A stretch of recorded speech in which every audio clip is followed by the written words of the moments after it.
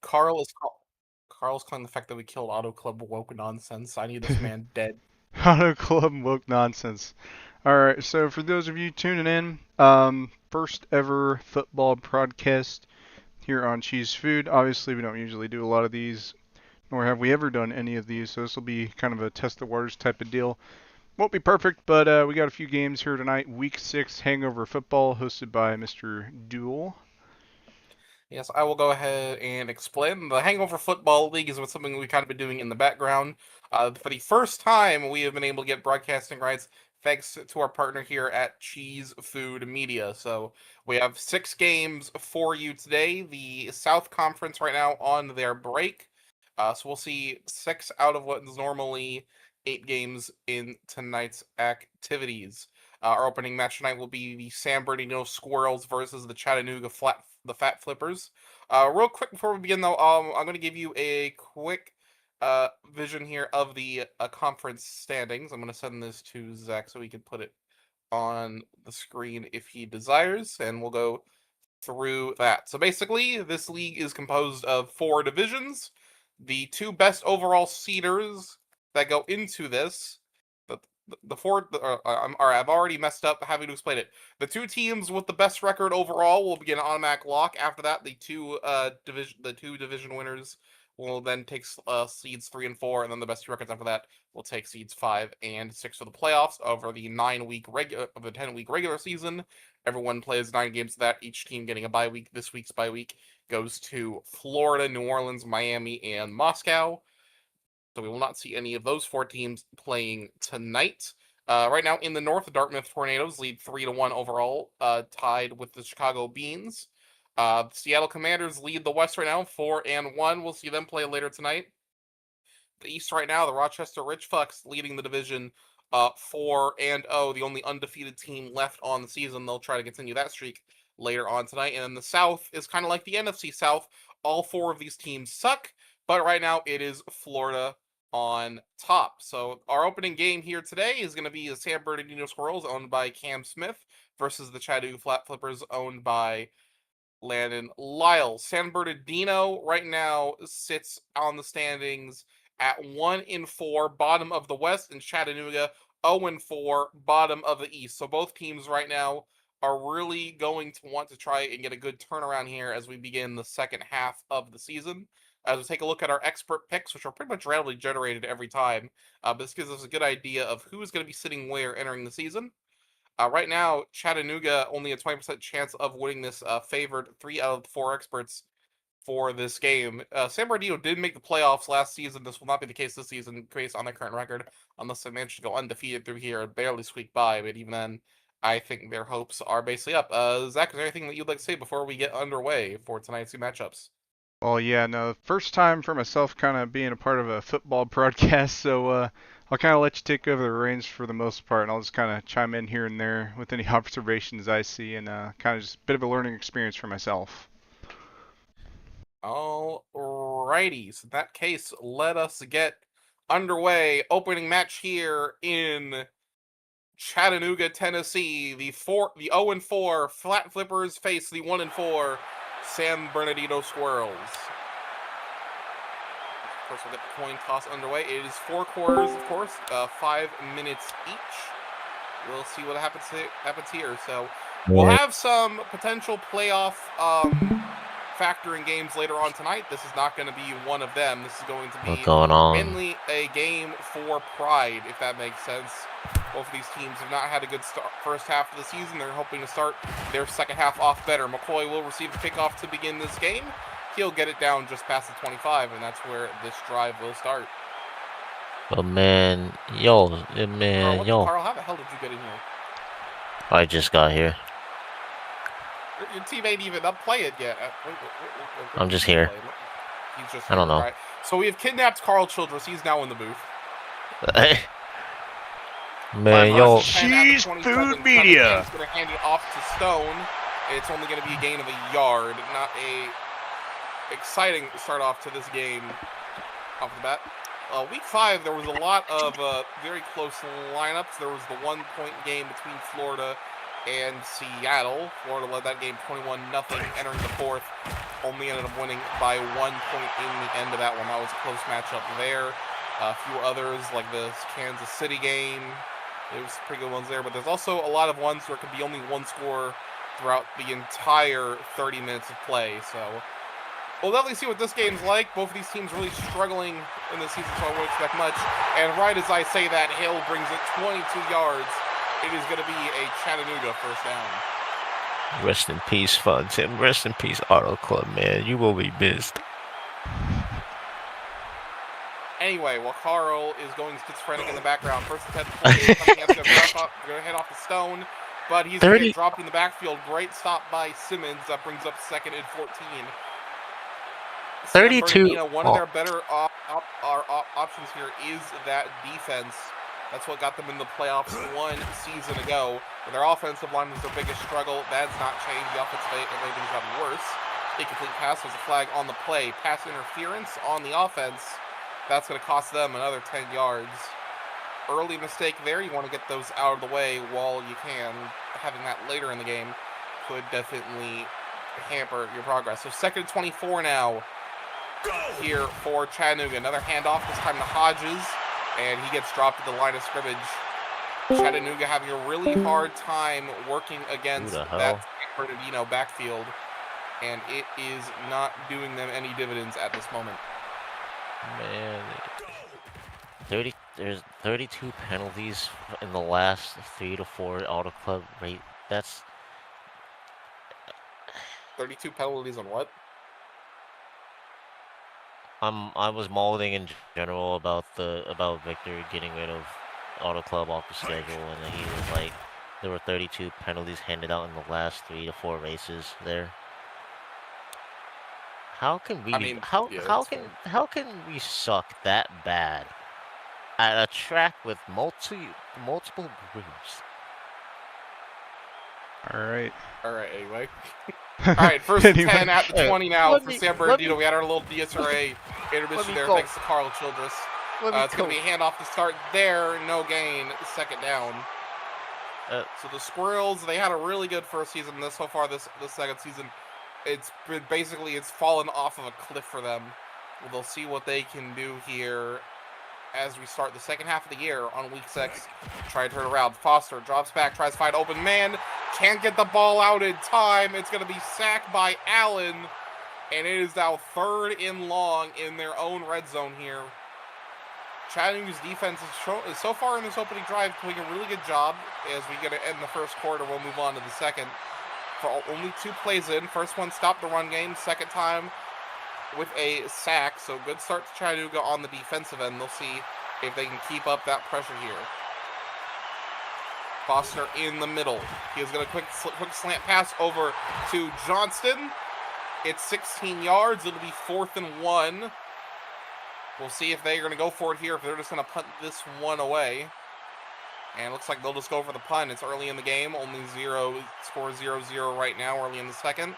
And they're not going to take the gamble of giving Chattanooga prime red zone yardage here in this game. But so McCoy will receive the punt. He gets it all the way to the 45-yard line, and it'll be first down. I know how words work. Wait, anyway, Zach, how's it going for you? Oh yeah, it's live on Cheese Food. We're on Cheese Food Media. Yeah, prime time. Oh, I got no idea what the fuck going on, so I might appear at random times. Yeah, I'm just learning here myself as well. This football thing, it's a lot different from I'm used to the NR 2003 stuff, so. Second and 4 for the Fat Flippers. Cunningham's going to take the handoff, slides it over, and blocked. Great stop there by Simmons. Swatted that ball in the air. Could have been an interception, but pass was a little too low to the ground. So it's going to be a crucial 3rd down here midfield for the Fat Flippers.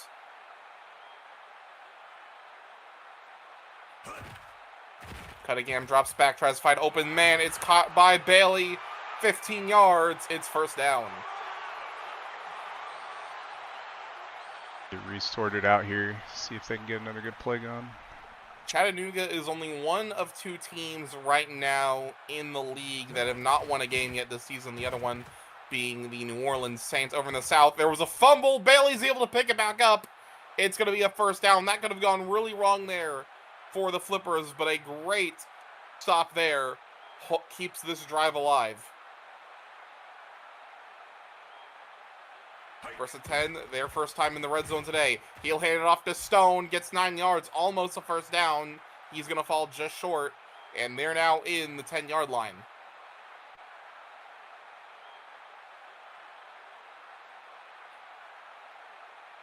And they'll go ahead and bring out the 2-minute warning. Scoreless so far in the first half.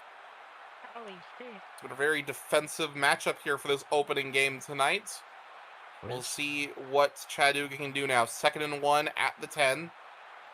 Only one man in the backfield besides quarterback. Cunningham's a handoff to Stone. He's got swallowed by the defense. Woods with the tackle for a loss.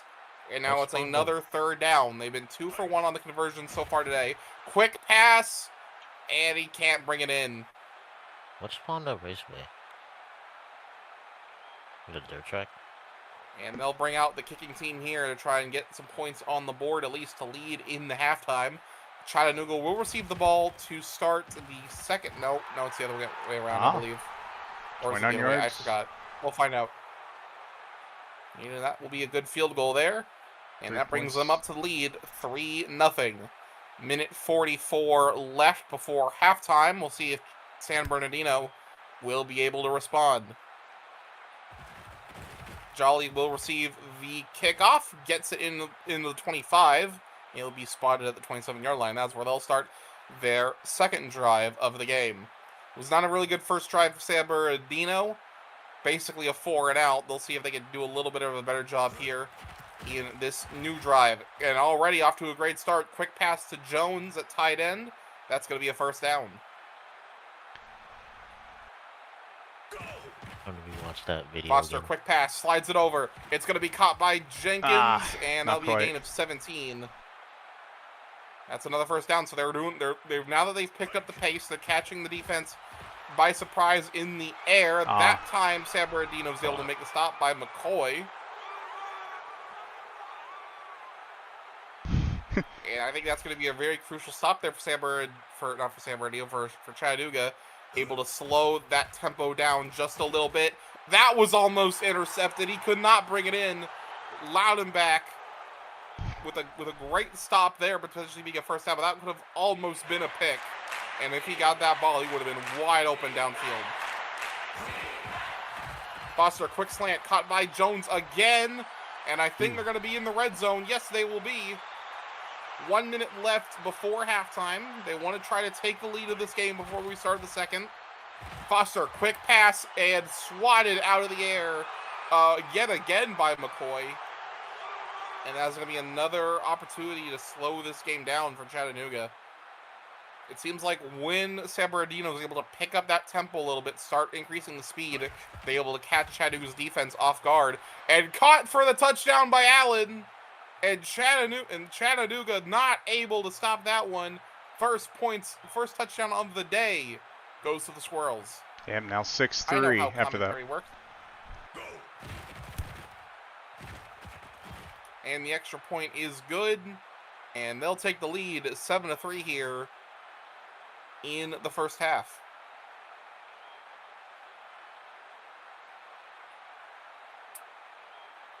Wait, hold on. Wait a minute. Hold on a second. I need to look back at that. He dropped. You didn't quite catch it there. I need to look back at that. Why? I just looked at the schedule again. Yeah, look in, Carl. There go. No. That's not the point. And Cunningham could not get the ball away. Woods with a great read on the offensive line forces a sack. San Bernardino's going to go ahead and call one of their timeouts here. They want the ball back, I think, to try and put 2 up on the Fat Flippers here. Quick pass by Cunningham. He can't bring it in, but there's a flag on the play, holding on the defense. That's going to be an automatic first down for the Fat Flippers. No, Zach, that's not the point. The point is that Las Vegas is the second race of the season. And I'm suspended Bailey 2 gets races. 8 yards, another flag on the play. This time, on the offense, holding on their offensive tackle. That was Bradley Quinn. And that's going to send them back another 37 seconds left. It'll be 1st and 20 at the 12-yard line for Chattanooga. But yeah, Zach, I'm suspended for Daytona and Cunningham Las throws Vegas. it deep. 2 were defenders on that play there. Blake was the one that swatted out the air. 2nd down now. It's been a very defensive matchup so far, but I think San Bernardino just has that better edge right now over Chattanooga as it stands right now. Cunningham drops back, tries to find open man, throws it deep downfield yet again. Can't get a man open. This time Ornoff with the stop. Zach, the point I'm trying to say is that the race after my 2 suspensions is a road course, and it's in Sonoma. You'll be fine, Carl. You can live. Lock in. Did y'all not Just see lock how in, bro. minus 1 you know yard. what? You just gotta lock in, man. Gotta lock You know in. what? I just gotta lock in, man. And Oh. Chattanooga's forced to punt this one away after a 4th and 21. Jolly will get it. He'll bring it past the 50. 8 seconds left before halftime. If they can make a quick play here, they might be able to get within field goal range and try to put another 3 on the board to make this a 7-point difference. We'll see what they do here. They'll do a quick pass over to Jenkins. It's a gain of 16, and they'll go ahead and call the timeout. So 2 seconds left before halftime. I imagine they'll bring out the field goal unit here. And yes, they will. And they'll try to make this a 10-3 game going into the half. Kick is up. It's a little bit to the right, but it is good for 49 yards. And we go into halftime. San Bernardino 10, Chattanooga 3. Zach, as we go through halftime right now, is there anything that you'd like to point out in this game? Yeah, I what? mean, it looks like the offense right now from San Bernardino, I think, is really looking pretty good right here. I'm curious to see how that plays out in this next half. Right now, let's take a look at the stats as we go through this first half. Chattanooga's definitely done a better job on the rushing game. San Bernardino's only been held to only 1 rushing play as a whole yet, but in terms of yardage, it's definitely been a one-sided affair on that. Pass yards, however, different story. San Bernardino been far more effective in the air at the moment. So we'll go ahead, start the 3rd quarter up. Right now, 10-3. Chattanooga's have a lot of heavy lifting to do here entering the 2nd half, and San Bernardino will get the ball to begin.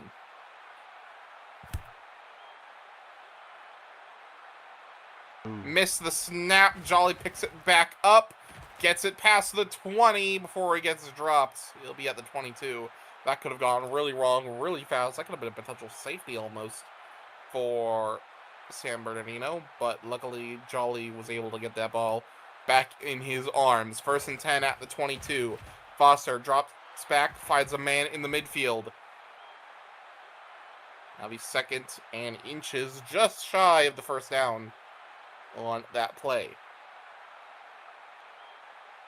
We'll see if they opt to rush it up the middle here. Foster has 2 men in the backfield. He's going to hand it off over to Webb. He breaks 1 tackle. He's only going to get 2 yards, but it'll be enough for the 1st. Your San Bernardino, a 10-3 score isn't really anything flashy. We consider a boring game by most metrics, but that doesn't really matter. What they need right now is a win.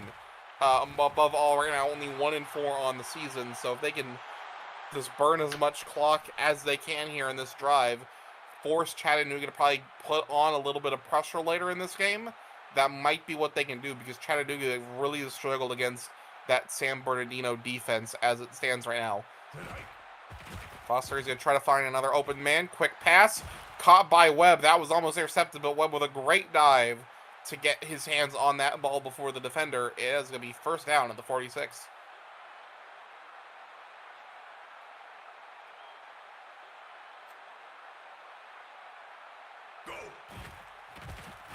Another toss over to Webb. That's 8 yards. And that'll be a 2nd and 2. They've definitely been imposing the run game a lot more on this drive. We looked at the stats during halftime. Beforehand, San Bernardino only did 1 rushing play the entire 1st half they've already tripled that alone here in this drive. So they've right now been a lot more content Ooh. to Oh, wow. run that ball. I think he was forced to throw that one away, and there's a flag holding on the offense. That's going to set them back a couple of yards. Be 2nd and 12. Something went wrong there on that opening snap that forced them to throw that ball away there. And that pressure there by Chattanooga also forced a mistake that led to a flag. A little bit more of that out of the Fat Flippers that might allow them to get back into this game. But right off the bat, Gibbs with a big run, and it is going to be first down. Undoing the damage from that penalty there. Stir fakes a handoff, tosses it over, caught by Jones in shotgun formation, 11 yards. That's another first down, and that gets them to the 24-yard line here. They've done a really good job at burning clock here. That we're already toward the end of this third quarter, and they might have an opportunity to put some more points on the board before this drive ends. So far, so good for the Squirrels, doing exactly what they need to do to win this game. Only a 2-yard run by Webb, but there's a flag face mask on the Squirrels, and that brings them a 1st and goal at the 8-yard line.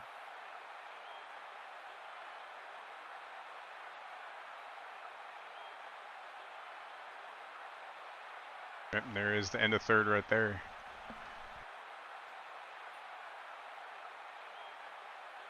Yeah, so 1 quarter left to go. San Bernardino's done a good job burning up that clock like they want here. 10-3, it ain't nothing special, but it gets the job done. Caught by Jenkins up the middle, and it's going to be good for a touchdown. San Bernardino extends their lead now up to 16-3. It'll be 17 if they can get this PAT in. Yeah, Chattanooga, they're definitely going to have to find something here, get those points back. We'll see what they can do. Only 1 quarter left to go. And they have quite the deficit to climb in this matchup, which has basically been a blowout here ever since that first touchdown by the Squirrels. Yeah, San Bernardino have been doing a really nice job here. It's definitely been that defensive game right now. They were able to figure out the Fat Flippers' defensive line there, and ever since then they've been able to be more efficient, especially on the run game. Chattanooga still struggling on that zone coverage that San Bernardino's been providing, and it's definitely hindered them on the pass game. Cunningham tries to find open man. He's going to throw it deep downfield. It's caught by Bailey, and it's going to be a first down already in San Bernardino territory.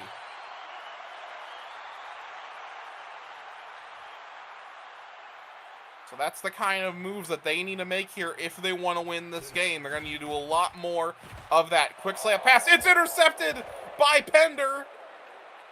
And that might be the dagger that ends this matchup here.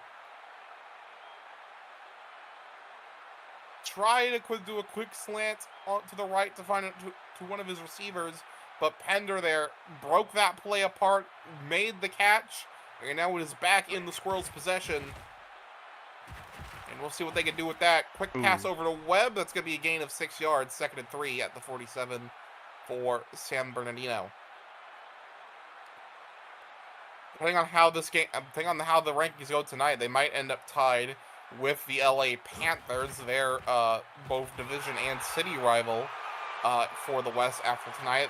LA will be our headliner match for tonight. They play the defending champs in the Kansas City Warriors. So we'll have that game later on tonight. Next up, however, right after this matchup, we have a lot of games for you tonight. Our next game after the conclusion of this one will be the Kirkland Pears versus the New York Towers. One owned by Kirsten Bell, the other owned by Aria Carmona.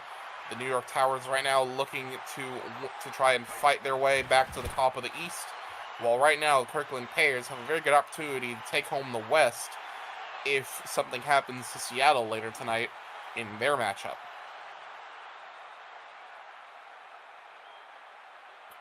Soup, the scoreboard shows that Chattanooga is definitely not winning right now. So that will answer your question on who will be winning.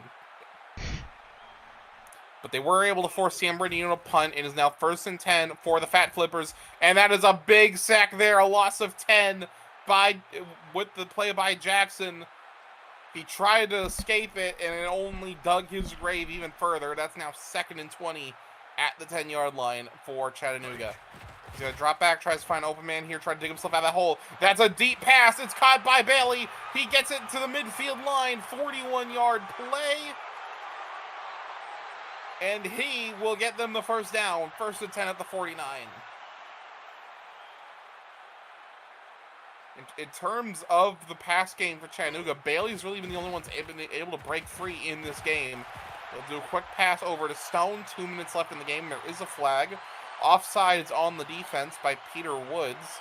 They'll give them a 1st and 5 now.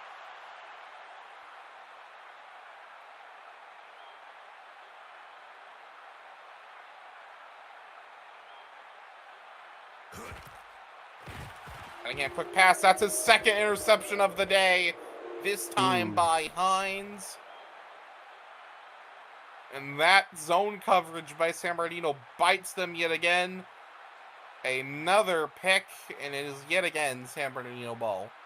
Just when you think Chattanooga's finally picking up some steam to at least get that score a little bit closer, San Bernardino comes back in and just takes it away. And Chattanooga's going to be forced to use their first timeout here. I fear it may be in vain, though. A couple first downs, and this game is over. Yeah, it's a huge 2nd and deficit 6. right now. Foster's going to hand it off to Webb. He'll get it almost to the 40. He'll be down to the 39. They'll be 3rd and 3. Chattanooga's going to go ahead and burn their 2nd timeout here.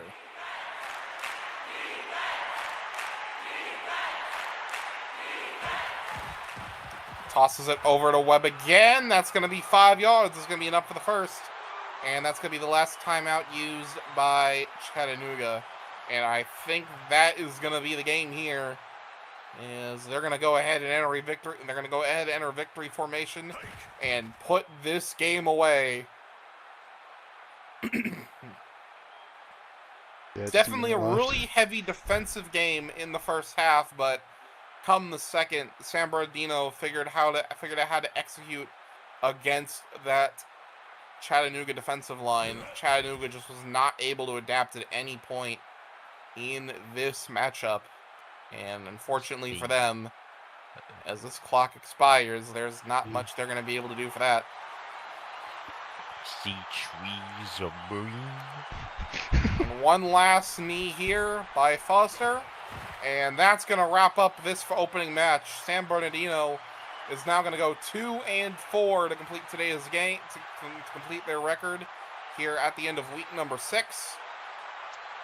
Chattanooga is going to go 0-5 now. And that is conclusion of our opening match. Stay where you are. We got more coming up right after a short break.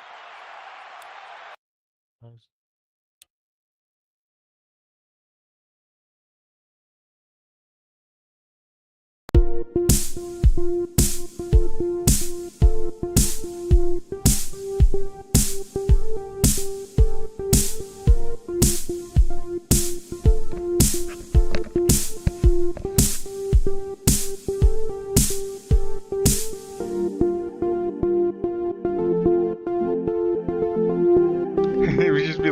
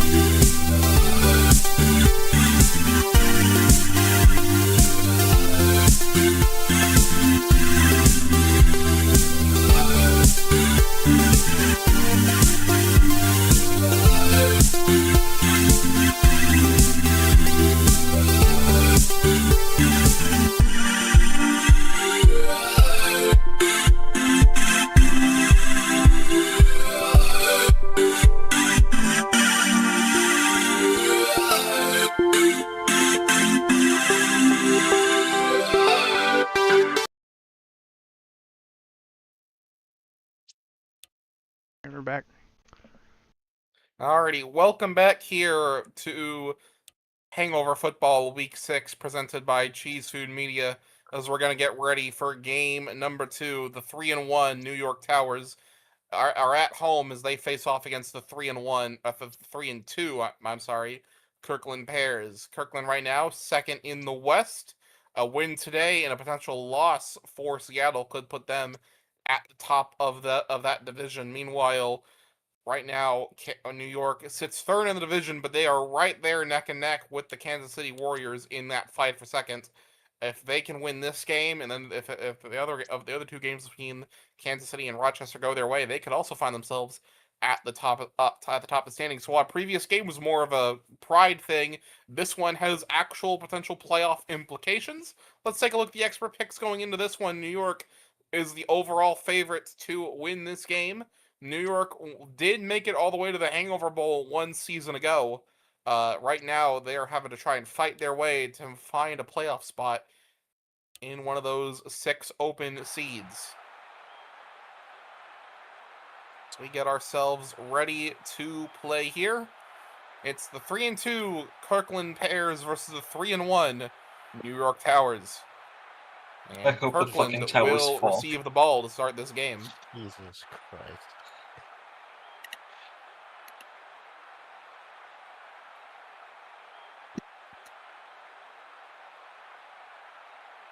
As game 2 is underway, Lawson with the kickoff. It'll be received by Allen.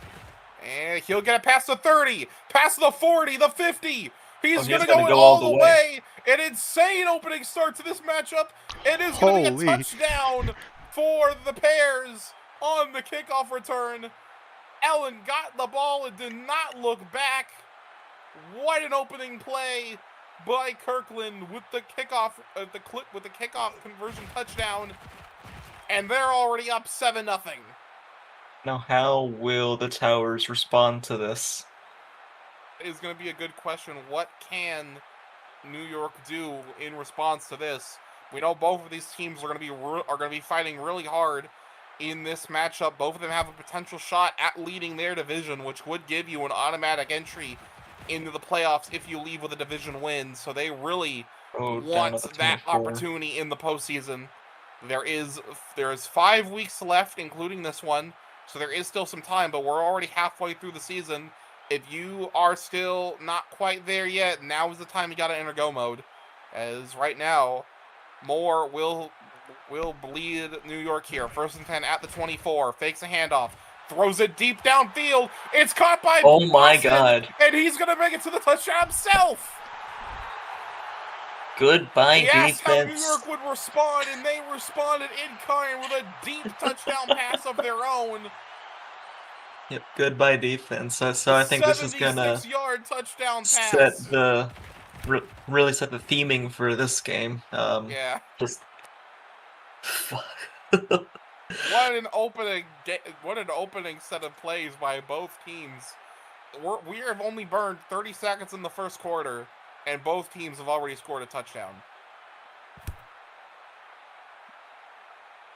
Kickoff is good. And yet again, will receive up to the kickoff. 25. Can't make down it quite at as the far 26. as he did last time. He'll be down at the 26. So we'll now have to see what the Bears can do offensively this time around. Arch Manning under center here. He's got one man in the backfield along with him. 1st and 10 for Kirkland. Slant passes it over to Carter. It'll only be 5 yards. That is the shortest play all game. So after an insane opening set of drives by both teams, we need to call the first one a drive itself. I think we finally got ourselves calmed down a little bit here. Watch me eat my words on this play. Allen, only 1 yard. It'll be 3rd down. All right, 3rd and 4. They really need to make something work here, because the last thing you want to do is give a punt away in a game that has been pretty offensively dominated. 3rd and 4. First 3rd down conversion of the game. Allen breaks that first tackle. He's going to come up short. It's going to be 4th and 1 from the 35. Now the question is, do they want to take that risk and go for the first here early on? Or are they going to go ahead and punt it away? And looks like they're going to do the latter. They don't want to risk giving New York that field position this early on. Boston will receive the punt return, and he'll get dropped at the 22-yard line.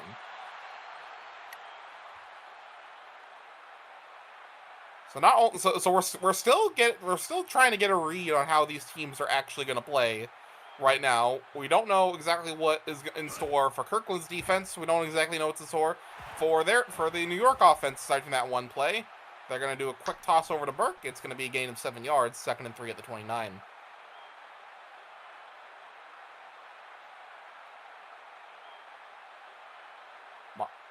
Or 2 for 2 in this game, 83 yards total. And he's going to throw another one deep. It's caught by Boston again.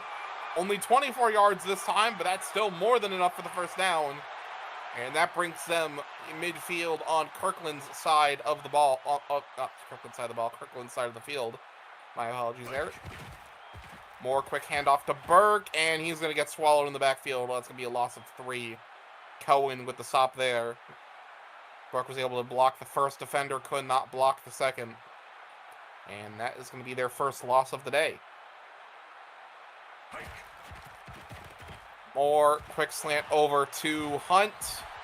And that'll be a gain of 7, 3rd and 5 now for the Towers.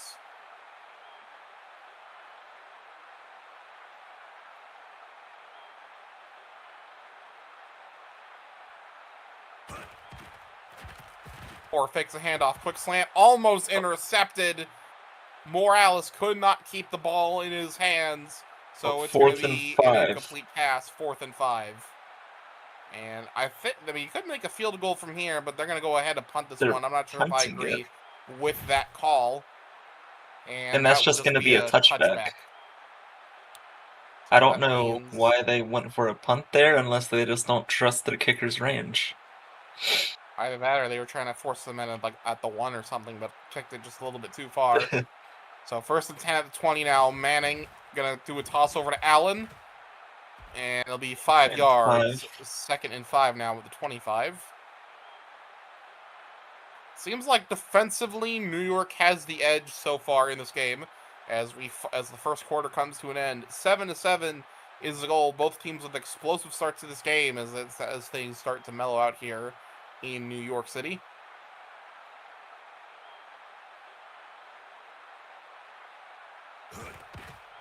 And he's going to look to pass this one, throws it downfield. It's caught by Curtis. He breaks 1 tackle, and he'll be down past the 50. And there's a flag on the play to add to it, a face mask by New York. What would have had them in midfield for the first down now gets them to the 32. And now Kirkland is starting to march their way further into New York territory. Fakes a handoff, and he's going to get sacked. Loss of 10 yards by Holmes. And that should make up for the majority of that face mask call there. That brings up 2nd and 20 now at the 41-yard line. Meg's going to hand it off to Allen. He'll get 6 yards. He'll be down at the 35.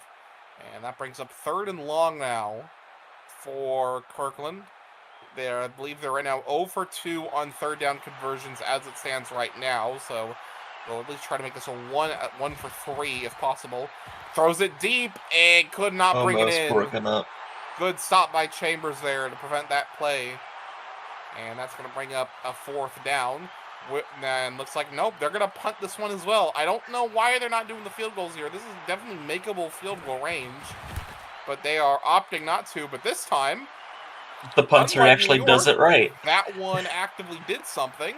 That forces them in. That's going to force them at the 9 here. So I still would have preferred if they had gone the field goal there, but that did achieve what they were looking for in that one. Now they're inside the 10-yard line and have a long way to go at it. And Burke gets double teamed yet again. This time Savage with the stop. Now you've got to be careful in this position to not be put in the position where you're going to get a safety here. Yeah. Sack right now. They have to be mindful of how much space they have. Large bit of trouble. They try to run it again. Burke loses another yard. Kirkland's going to go ahead and call their first timeout of the game. So now they only have about 5 yards of breathing space. 3rd and 13 at the 5-yard line. Vince Welch. Moore What? throws it deep with a quick bullet pass. It's caught by Owens, and it's going to be a first down. So that is now going to give them a little bit of breathing room to work with here. They want to try to get the lead of this game before halftime as a 2-minute warning flies. New York will receive the ball to start the second half, so if depending on how they play this clock management game here, they could end this drive with the lead and the ball to start the next quarter here. But that's not off to a great start. Morales with a stop drops them a yard. Kirkland goes ahead, uses their second timeout. Yeah, I mean, at the very least, try to go up the field and tack on maybe 3 points if you can. But they've been very hesitant to get a field goal. Pass, it's caught by Hunt. That's another 19 yards. It's another first down.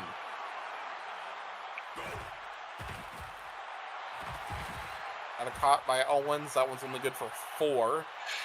And Kirkland uses their third and final time out of the half. So Kirkland right now just trying to stop that clock, slow down New York's tempo any way they can. Fortunately, they're out of that now. Their only hope is going to be defensively, as it's not going to work that play. Owens with another big catch. New York has been dangerous in the air in this game so far. That time, not as well, but you know what? A for effort, I guess. 2nd and 11. I don't even know what that play was. All right, cool. I praise them for their passing ability, and then they immediately shit the bed 2 plays in a row. So, remind me to never do that again. No, keep doing that. 3rd and 11 at the 30. Quick There's pass a flag. downfield, blocked out the air, but there's a flag holding on It's the on defense Kirkland. by Fitzgerald. Automatic first down for New York. 1st and 10 at the 25.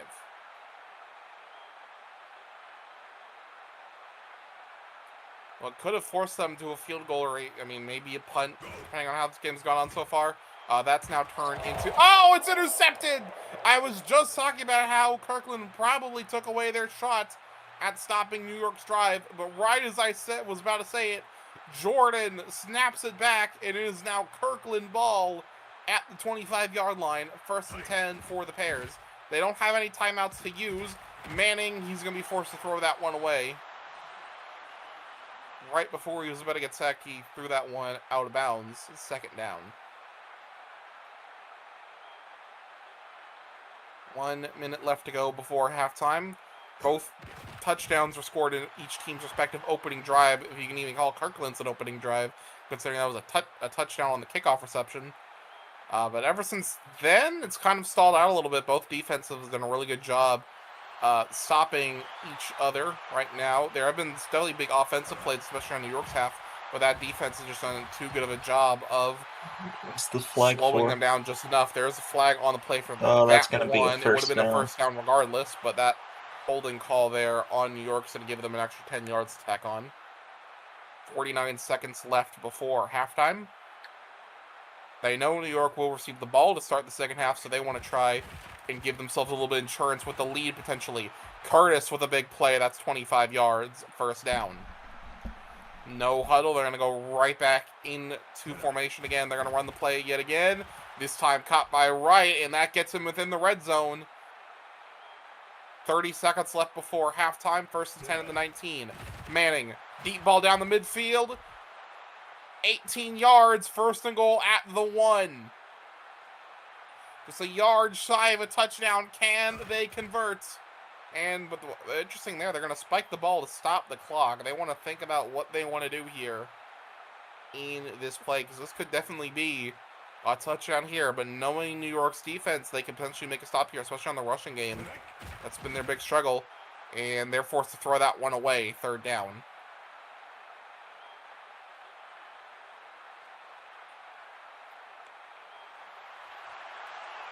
And they're going to go for the field goal here, it looks like. They're going to play this one safe, and it is good. Kirkland to the lead, 10-7.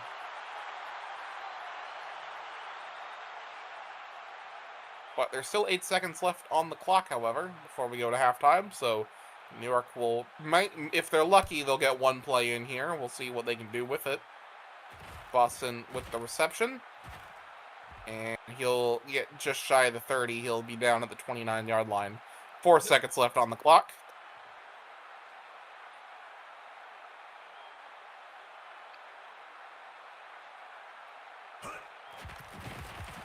It's only a quick slant to Newman, and that's only going to be 2 yards. So that's going to get us to halftime here. Kirkland up 10-7 at the half right now.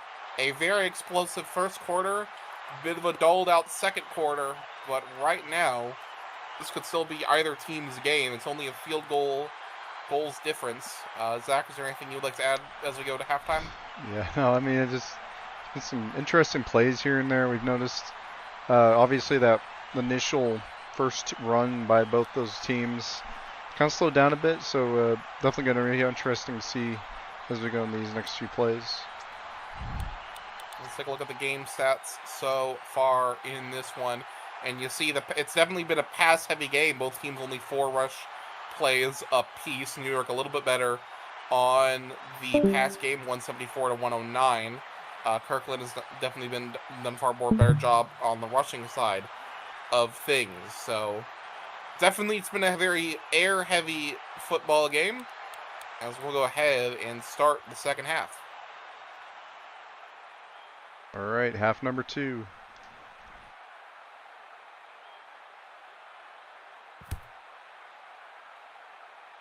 New York will receive the ball. Boston with the kickoff reception. He'll get it to the 25-yard line. Well, actually, they'll give him a couple extra. He'll get down at the 27, and that's where they'll start their drive from here.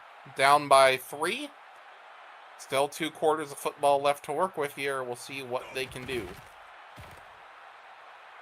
And a big run up the middle by Berg. That's 13 yards and a first down at the 40-yard line. So good start there. We looked at it over the half.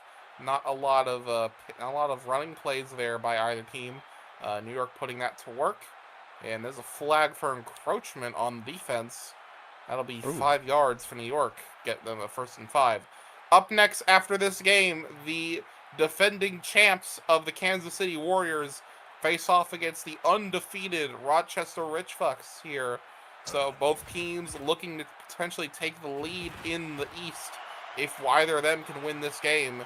But depending on who loses that game too could also affect this matchup here if New York were to win. So a big game coming up next after the completion of this one. 2nd and 5 at the 45. There's going to be another run up the middle for Burke. It's a gain of 7, and it'll be a first down for the Towers. So they're definitely starting to utilize that run play a little bit more than they did in the first half here. They're kind of doing the clock management that we saw out of San Bernardino in the last game, but I don't know how effective that'll be, especially where they're already down by 3. Another run, another first down, 1st and 10 at the 37.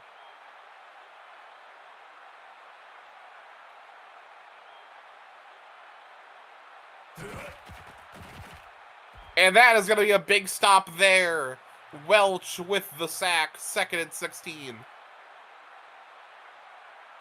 Good job there by Kirkland's defense to put a stop to the tempo that New York was setting of consistent run plays.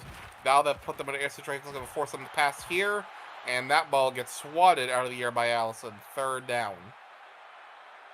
If they can at least stop a potential conversion here that might force New York into a punt. You could do a field goal from here, but knowing how these teams have operated, I doubt that they will. So they're going to throw it, caught by Owens. It's good for the 1st. He'll be down at the 22-yard line.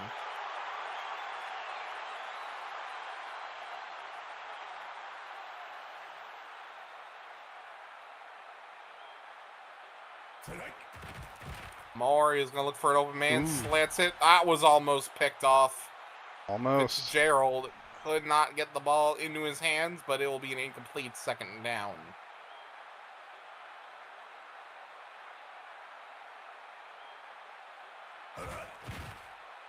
Another handoff to Burke, and another first down, gain of 12 that time. First and 10 at the 11, and they now find themselves in the red zone. They can get a first down, theoretically, but this is effectively first and goal. Moore fixes the handoff. Tries to find open man. It's picked off by Jordan. And he'll be down in the end zone with like that automatic touchback. And almost an entire quarter burned away, only to have the ball taken away from you at the last moment. That is exactly what Kirkland wanted. They did the clock management for them, and now they have the lead still. Quick pass to Allen. That's good enough for the first down. First and 10 at the 37. Yeah, almost had a good thing going there, but that just got totally just stopped there. Yeah, there's one mistake like that can completely destroy a drive there. And unfortunately for New York, they found out the hard way. That pass is going to be incomplete. That'll be second down. Tides might start shifting here. He's going to do a slant over to Spencer at tight end. There'll be a small gain. 6 yards. It'll be 3rd and 4 at the 43. Yeah, now it's now time for the fourth quarter. As the third quarter's ended. Yep, it's going to be crunch time now for New York. They got to make sure they got to dot their I's, cross their T's, and try to stop this marching Kirkland offense. And looks like they just did just that. Put the pressure on Manning, forced him to throw the ball away, and that's 4th down in their own territory. That's going to be a punt. And yep, out comes Chapman. Yeah, that's exactly what New York wanted. It'll be their ball yet again. And it looks like that'll roll into the end zone, and there'll be a touchback, so they'll be starting this drive from the 20-yard line.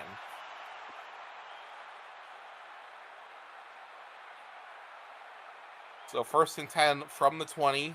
Moore has one man in the backfield with him. And he's going to look to throw. Quick pass to Hunt. It's only a gain of 3. Nothing too crazy. The yards are yards. You take what you can get. If he's open, you might as well. Right. 2nd and 7 now.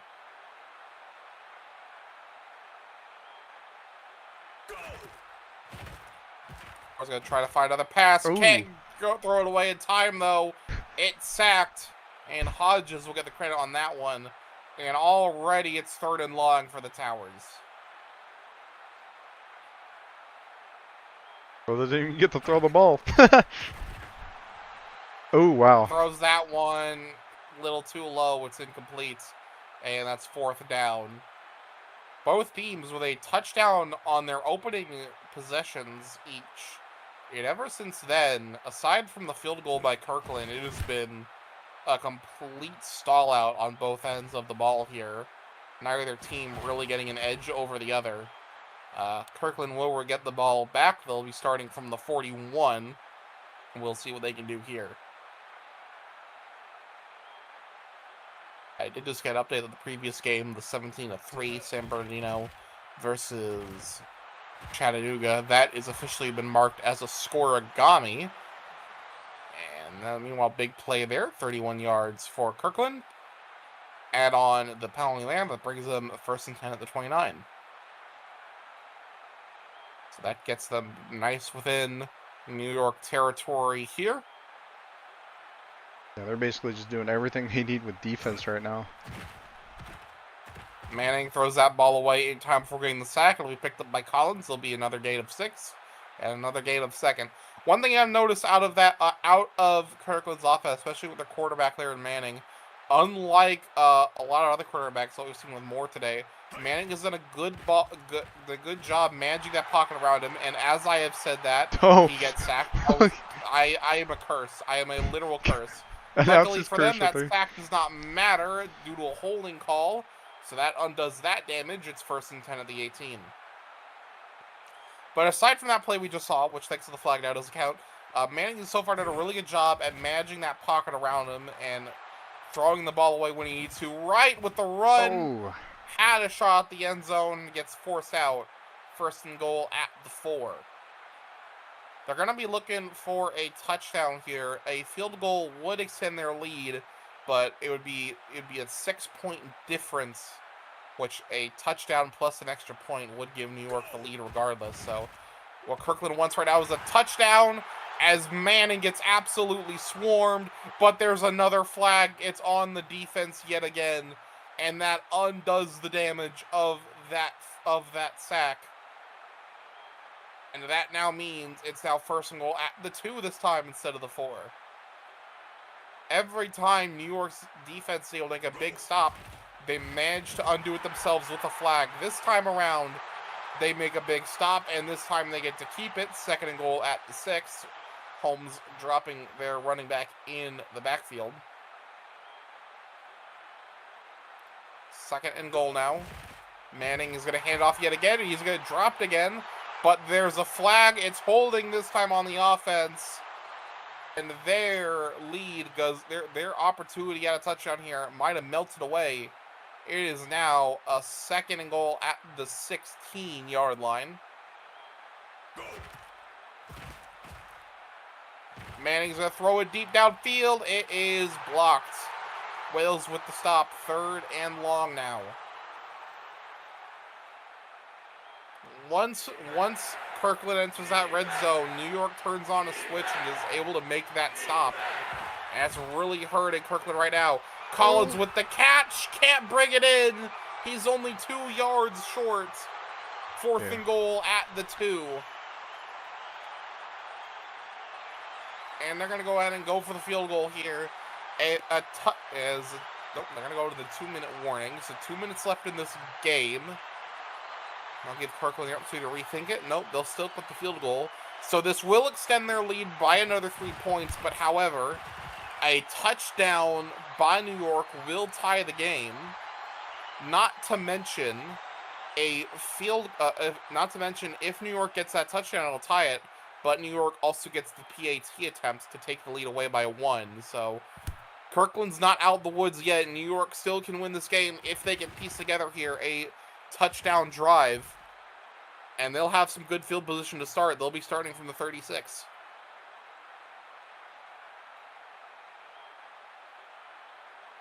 Yeah, if they can get this organized, they might have a shot. And we know both these teams need this win really badly. New York looking at an opportunity to potentially be in second in the East, while Kirkland right now has a shot at leading the West. For both of those teams, that could mean a potential spot in the playoffs come 5 weeks' time. So both of these teams right now have to put the pressure on. They have to get this job done. Moore throws it deep downfield, almost picked off. Fitzgerald could not bring it in, but it's still going to be incomplete. No fly zone in his area. Second and 10 at the 31.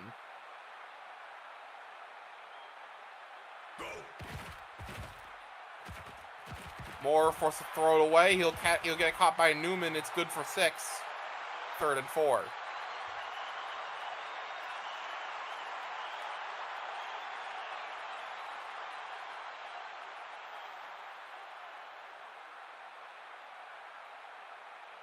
Flag on the play. False start on the offense. That'll make this a 3rd and 9 back at the 31. Clock's ticking here. Less than a minute to go. Both teams have all 3 of their timeouts right now. I think Kirkland, anticipating a potential touchdown, are wanting to save theirs. And that one's going to get knocked out the air by Fitzgerald yet again. Just cannot get the ball down in his area. And 4th and 9 now at the 31. They're going to go for it here. All or nothing. He has to throw it away due to the pressure. And it is now Kirkland ball at the 31. Unless New York can pick this one off, that might be it.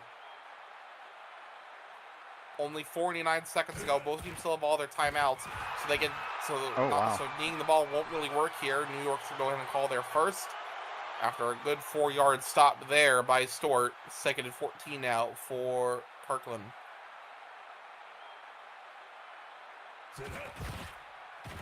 Another handoff to Smith. It's good for a yard. 3rd and 13. Newark's going to call their second timeout. They can This could get interesting now. If they can force New York to a punt here, they'll have one chance potentially to win this game. And they do just that. Another loss of 2. This time by Chambers, but New York's out of timeouts. 35 seconds left to go. Gonna have to Clock really. is stopped, so kneeing the ball will not work. They Oh. have to punt it away. Boston with the kickoff reception, not the kickoff, the punt reception. He'll be down at the 32. 27 seconds to see what New York can do if they want to win this game. Kirkland has all 3 of their timeouts at their disposal should they need it. Moore, quick pass, and incomplete. Jordan with the stop there.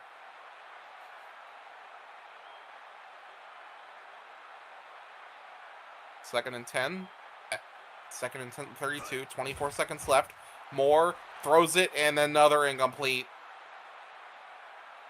Kirkland just doing a great job at stopping New York from getting that ball in the air here in this second half.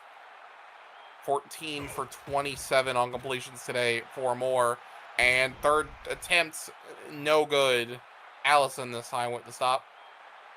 They just really hitting their marks there on making sure this ball does not get going. 4th and 10 now. We'll see what New York can do. And that's another incompletion. Another defeated pass by Allison.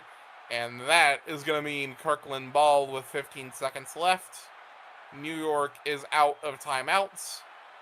Kirkland's going to go ahead and enter victory formation. And they're going to put this game away. A devastating loss for New York in their quest to make the playoffs. And for Kirkland, this might be the game that allows them to take the West away from Seattle's hands, depending on how later tonight goes. Kirkland wins 13-7. There you have it. A very close game on that front in terms of defense. In the end, Kirkland was just able to execute a little bit better. Coming up right after this intermission, the defending champs in Kansas City head up to Rochester, New York to face the Rochester Ridgefucks, who are undefeated in the East. Both of these teams having an opportunity to potentially take the East here, first and second in their division respectively. That's going to be coming up right up next.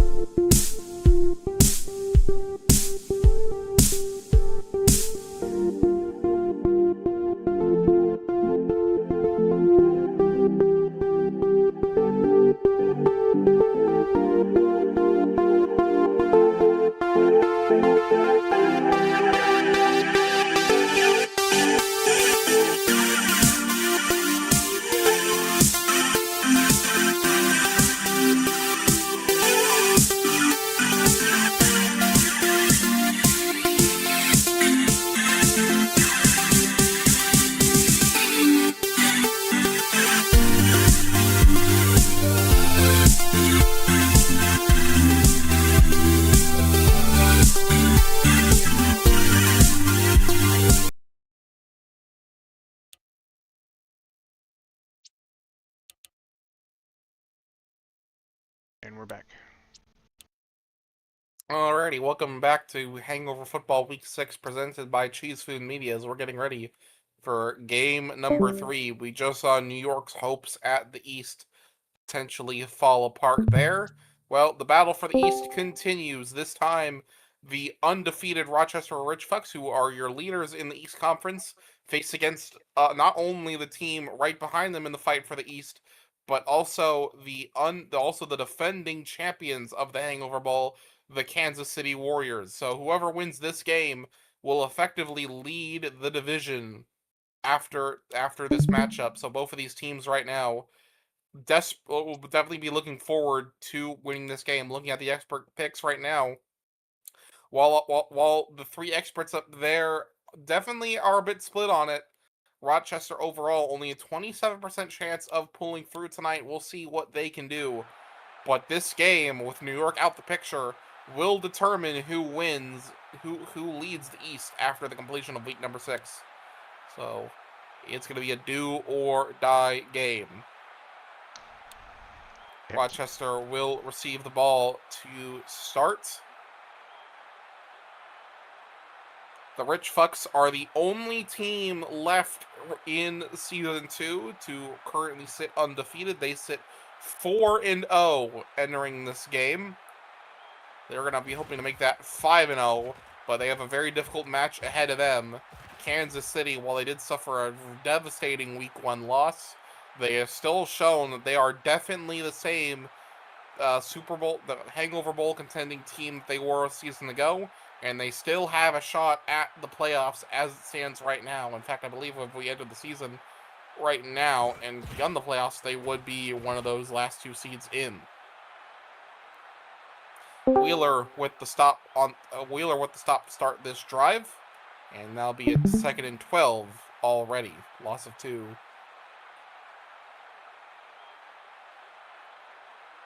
Second and 12 for the Rich Fucks. Pavia, he's going to try to find an open man. Short pass over to Bradley, his running back.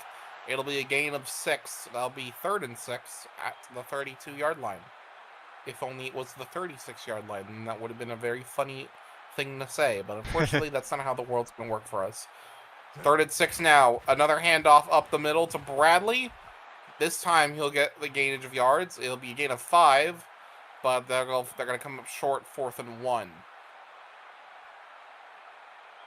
And looks like they're going to bring out their kicker in the Webb. And they're going to go and punt this one away over to Kansas City. Lemon will take the ball on the punt return, and he'll get it to the 28-yard line. Carl, are you still with us? We have lost Carl Childress. They fucking got him. They got his ass. What do you mean they got him? I liked him too. No. What do you mean they got him? He would always share his Dunkaroos. And Kansas City off to an electric start with a deep pass there. Perez couldn't bring it in though. That's incomplete. 2nd and 10 at the 28. But that might be showing what type of energy Kansas City might be entering with. They know what's on the line here. They know that they have a shot to lead the East if they win this game, and they want it. Hamilton got the audible there. 2nd and 10. He's going to look for an open man. Has plenty of time. Throws it to Lemon, who hurdles one player before getting down. It'll be a gain of 16. And that is a 1st down for the Warriors.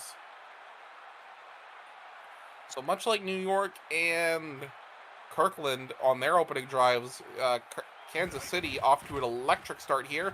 Hands it off to Hardy, who runs it up the middle. That'll be a gain of 10. And that'll be 2nd in inches at the 46.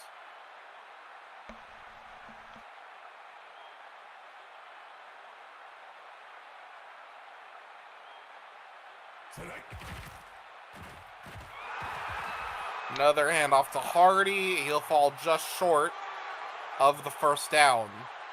So it'll be 3rd in inches now for Kansas City to keep this drive alive.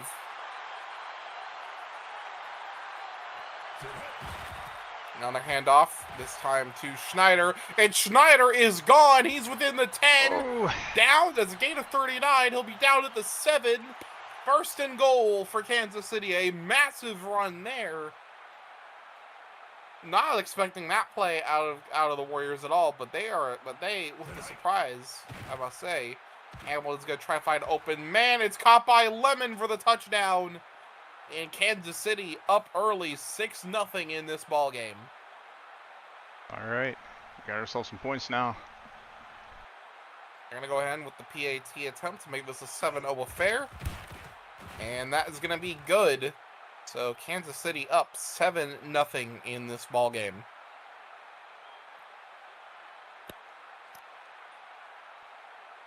So they'll go ahead and kick it off back to Rochester.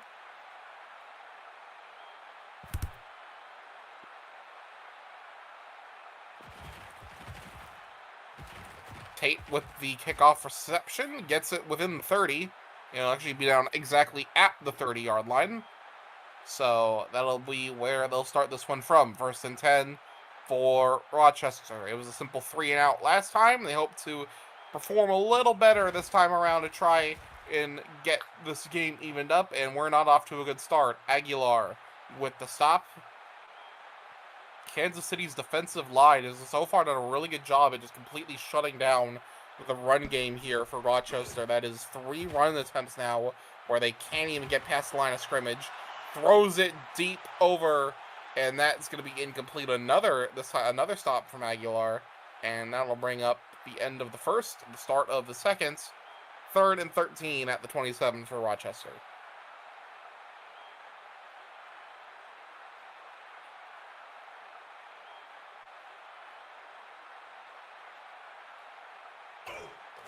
Bobby's going to try to find an open man again. That pass gets swatted out of the air, this time by our favorite Helen Keller. Helen Keller. I love bringing that up every time he shows up on the field. And false start by Rochester's offense. That's going to make this 4th and 13 into a 4th and 18. I don't think it's going to change the play. They're going to still punt this one away, either or. But that's going to be 5 extra yards that could potentially get Kansas City closer when they receive this punt. Lemon with the reception, and he'll get it past the 45-yard line. That is where Kansas City is going to be starting their second drive from. First drive round resulted in a touchdown. We'll see what they can do with the second. Their defense has done a great job at shutting out Rochester. See if their offense can keep up that momentum too. Hardy with the run gets 7 yards. They'll be 2nd down. 2nd and 3 for the Warriors. Hamilton's got 2 minutes in the backfield. He's going to do a toss over to Hardy yet again. And this time it'll be a loss of a yard. Larson, great job there, seeing the run coming, putting a block to that before he can break free. Now it's a 3rd down for the Warriors here. Hamilton looks to pass, throws it. It's caught by Lemon, and he's going to get it within the red zone, a gain of 33 yards. And that is a 1st down for the Warriors. It'll be 1st and 10 at the 15. Every time you think you've finally got Kansas City cornered, they come out with a big play like that. And now Hardy with another run. That's a gain of 5. Every time you think you got them stopped, they can just pull out a big play out of nowhere and keep this drive alive. And Rochester right now is finding that out in real time.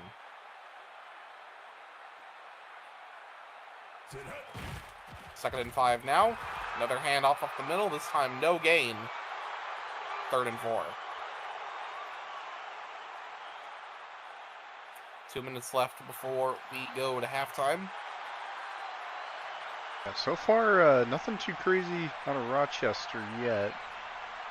Yeah, defensively, they're doing what they... Defensively, they're not showing much. They're doing some big stops, but not that many. And offensively, they are struggling against Kansas City's defensive line right now. 3rd and 9 at the 14 for Kansas City. He's going to hand it off to Hardy yet again, and he only is going to get 5 yards. And that brings up 4th and 5, and they're going to go ahead and go for field goal here. And it is good. 26-yard field goal by Nash. And Kansas City up 10-0 here as we near the end of the second. 1:45 left to go before halftime. Both teams have all 3 timeouts at their disposal. Oh, And that's going to result in a touchback there. So Rochester will start this drive from the 25.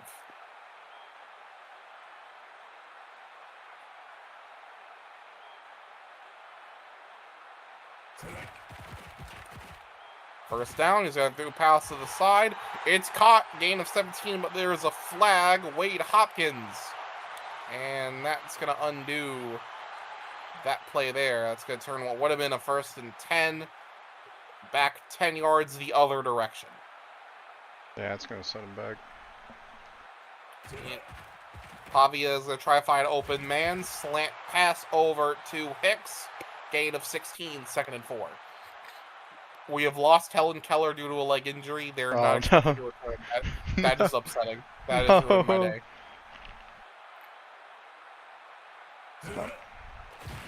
Not my boy Keller, man. Pass by Javia, could not bring it in by Ellis. Had the ball in his hands, but unfortunately popped out. 3rd and 4 now for Rochester. And that pass, though, will be caught this time by Ellis. It's a gain of 16, and it is a 1st down.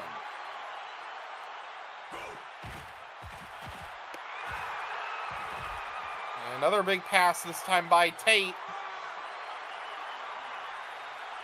Rochester is starting to get a good tempo here, getting some good momentum. Another pass, this time by Hopkins. Still not calling a timeout here. They want to keep this pressure right now on Kansas City, which is respectable here. Another pass by Ellis. That's a gain of 4. 1st down, and they'll finally go ahead and use their first timeout here as they make their way to the 25.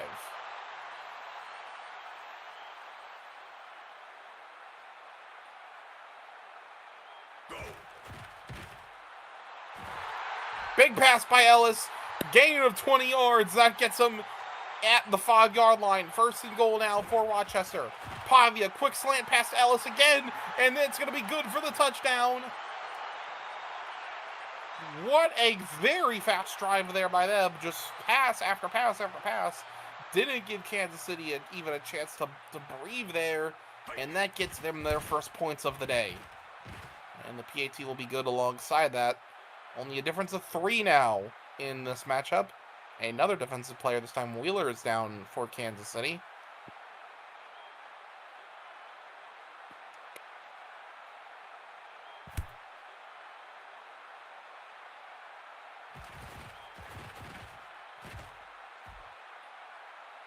Lemon gets it to the 29. 37 seconds left before halftime.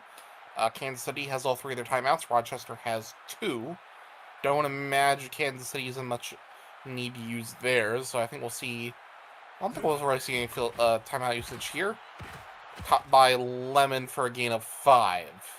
But there's a flag, face mask on Rochester, so add an extra 15 yards to that one.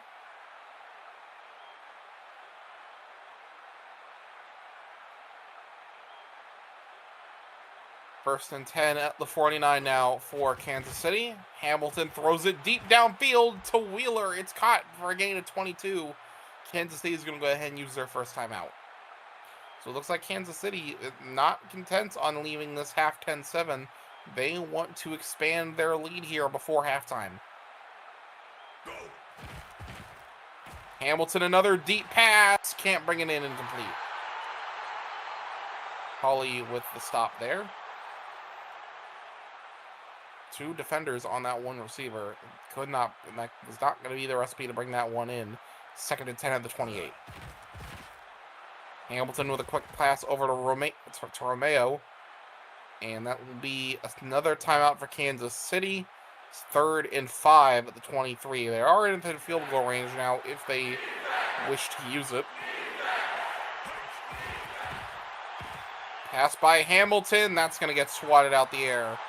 4th down, stopped by McKee. And that will force them to a field goal, I believe, which is going to be really good news for Rochester because that means a touchdown will give them the lead. And the kick is up. It's a little bit right, but it is still good. And Rochester up 13-7 with 10 seconds left before halftime.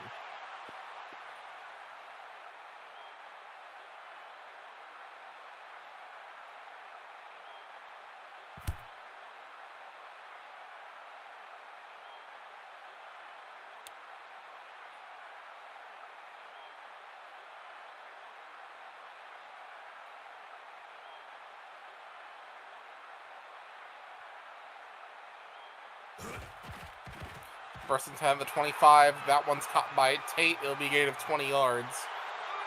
That'll be first and 10 now at the 45. 7 seconds to go. Rochester, we'll see what they can do. I don't think they're going to be I don't think there's any amount of time left on the clock for them to get a score in here. They get one play left, 1 second on the clock remaining. We'll see what they can do with it. First and 10 at the 39. Should be plenty of time. And they throw it deep over to Ellis. He gets it to the 11, but not good enough for the touchdown. That brings us now to halftime. Kansas City up 13-7 right now in the fight to lead the East. It's been a very close matchup so far. This game is far from over right now. It could still go either way.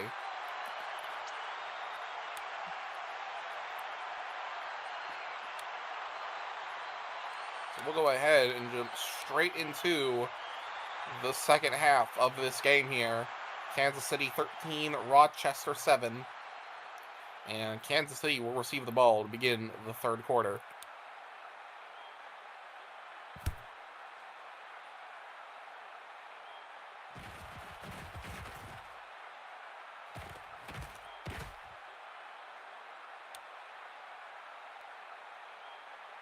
First and 10 at the 38 for Kansas City.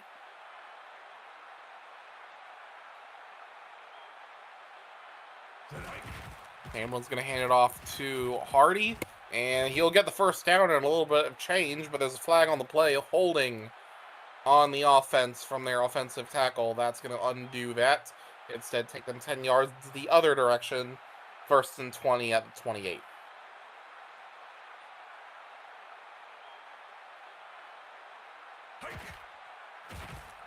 Hamilton's going to try to find open man, but he's going to get sacked. First sack of the day, and it is by Harrison. A major stop there for Rochester. That's going to be 2nd and 29 now for Kansas City. Almost 30 yards they have to make up here before they can get a fresh set of downs. Hamilton with a handoff to Hardy yet again. That's only going to be good for a yard. A 3rd and long now for the Warriors. We'll see if there's anything. I don't even know what they'll be able to do here. What can they do to wriggle themselves out of this one? Hamilton's going to try to find open man. Throws it deep downfield. It's incomplete. And that's going to bring up 4th and long. They're going to be forced to punt this one away. Now, punting from this far back is honestly really good news for Rochester, because that could potentially put them in some really good field position here. Depending on where this ball lines up, it'll be caught by Tate, and he'll get dropped at the 39-yard line.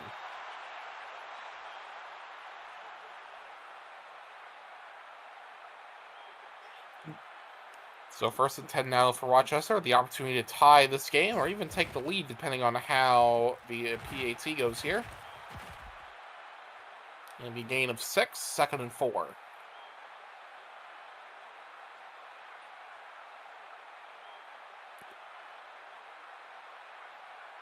After this, only 3 games remain, after this game. Next up, we have the Seattle Commanders, who lead the West, facing off against the Montana Wolves. And then later tonight, we have the Battle of the North, the Chicago Beans versus the Dartmouth Tornadoes. And then our headliner match of the night, the main event, the LA Panthers versus the Green Bay IPAs. So those 3 games will be coming up next.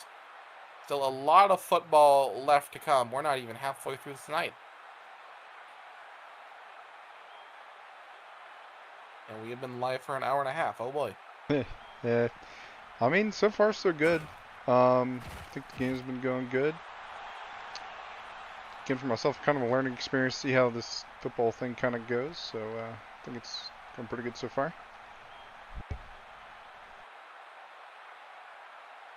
So 3rd and 10 now at the 29. Diego Pavia needs to try to convert this one here if he can to keep Rochester in contention for this game. He's going to throw it over to Ellis. No, that's Tate, not Ellis, my bad. That's gain of 17. It's first down at the 12.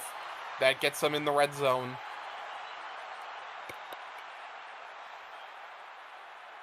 We've seen, especially in these last few games, how once they get into the red zone, how quickly a drive can stall out. Hicks gets only 2 yards that time around. That gets them to the 10.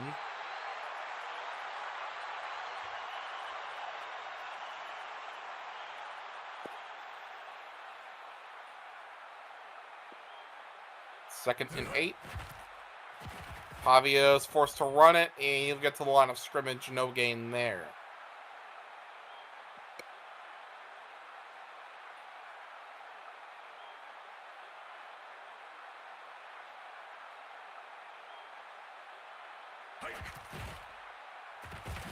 Another handoff, this time to Bradley, and that'll be a loss of 1, stopped by Carpenter.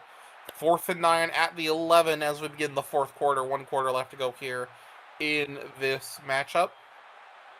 And it looks like they're going to go for the field goal, so this will tie the game if it's good. And yes, it will be. And that means entering the 4th, we have a tied game on our hands. Nope, never mind. I am wrong. I am just entirely wrong. We do not have a tied game on our hands. Yep, I am 13-10. stupid. It's all good. I am very stupid. Anyway, moving on.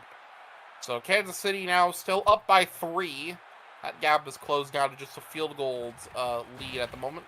Lemon with the kickoff return gets it to the 25, and that's where they'll start this drive from.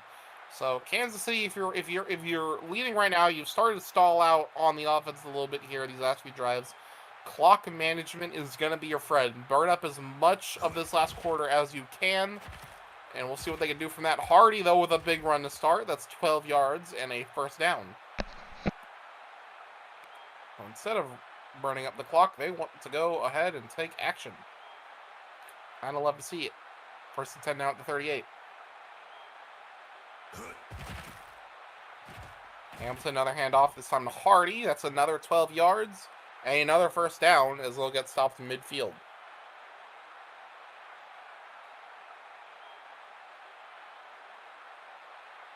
Yeah, 3 points separating the two right now.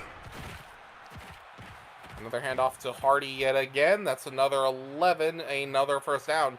Hardy doing some really big moves here on the offense in that run game. First down after first down after first down. They're going to swap him out for Schneider in the meanwhile. Let him catch his breath. 1st and 10 at the 39. Hamilton toss to Schneider. He breaks 1 tackle, can't break a second. It's only a gain of 5. 2nd down.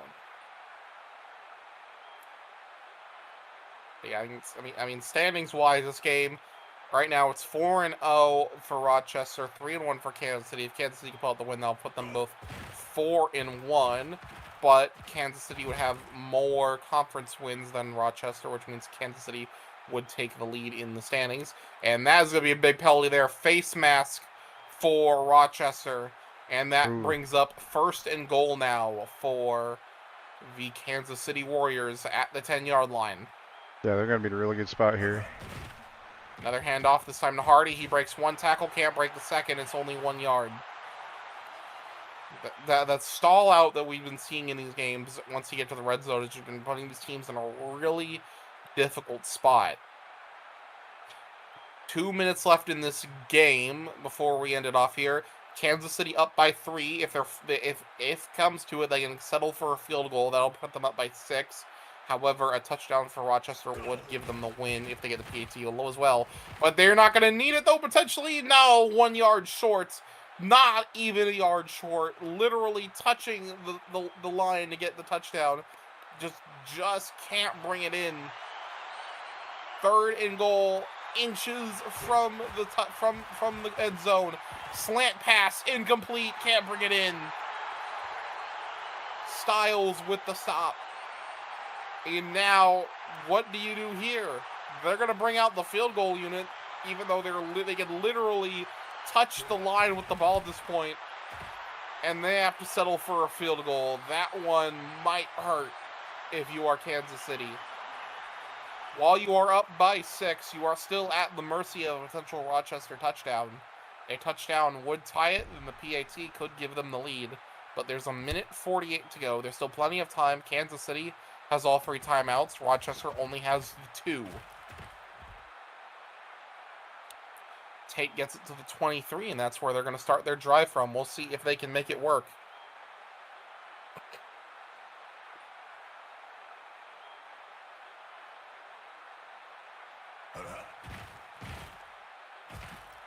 Throws it downfield. That's incomplete. Barker with the stop, 2nd and 10.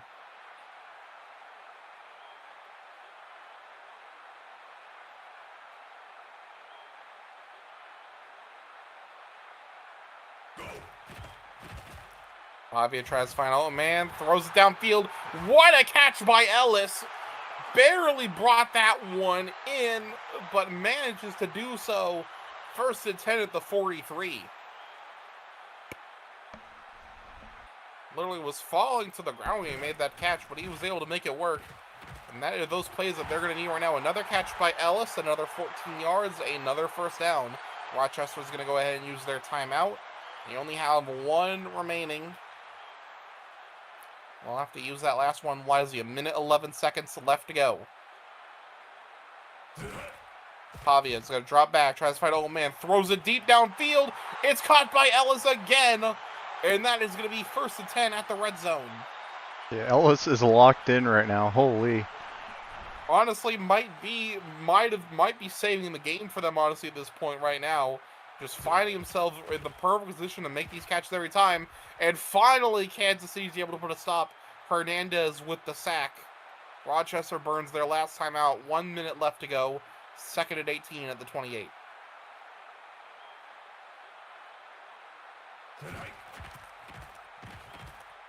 Another pass by, and it's intercepted by Barker. Yeah, I think that was Ellis he was trying to throw it to, but Barker this time able to make the stop, and it is Kansas City ball with that interception. And with 53 seconds to go, no more timeouts for Rochester. They're going to go ahead and knee this ball away. The intercept set twice today in these matchups that we've seen a game-winning interception. And this time, Kansas City gets the job done here. They'll go ahead and enter victory formation. And that'll put this game away. A major win for Kansas City, a major loss for Rochester. Kansas City is going to go ahead and take the lead in the East Conference today. And officially that means that is going to be the last undefeated team fallen. So no team will enter the playoffs with a perfect record. Everyone will have at least 1 loss as it stands. So we will be right back. Stay put. Next up, we have the leader of the West right now, the Seattle Commanders, facing the Montana Wolves. Up next.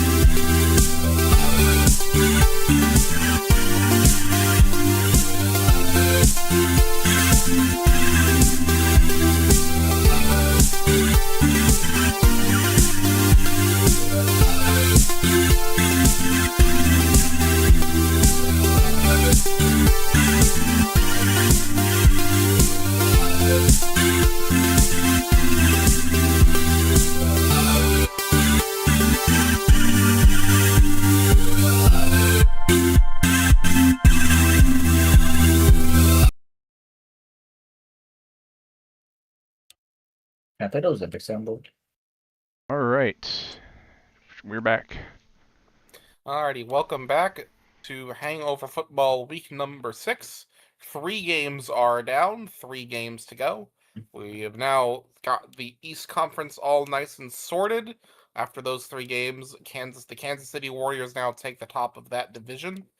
Next up, we now move our attention over to the West and a little bit of the North, because the Montana Wolves are the bottom team of the North Conference right now. Right now, the leaders of the West, the Seattle Commanders, sit at 4-1 right now. They face off against a 1-3 squad of the Montana Wolves. So while Seattle are definitely going to be the heavy favorites entering this matchup right now, keep in mind, if they lose this game, that will allow Kirkland to come in and potentially steal this division lead away. Let's take a look at the extra picks right now. Montana, surprisingly, is the favorites right now. I was not expecting that. Seattle did just come off of a pretty rough loss to a team that most people That never down in happened. Nope. Florida 2 weeks ago. Nope. We don't talk about So that. right now they're kind of on the back foot right now. They were hoping to try and turn things around. But first they must face off against the Montana Wolves, who are 1-3 right now. We'll see what they can do with that at the moment. 4-1 Seattle Commanders, 1-3 Montana Wolves. We're ready to get this game underway here, and Montana will receive the ball to start this game.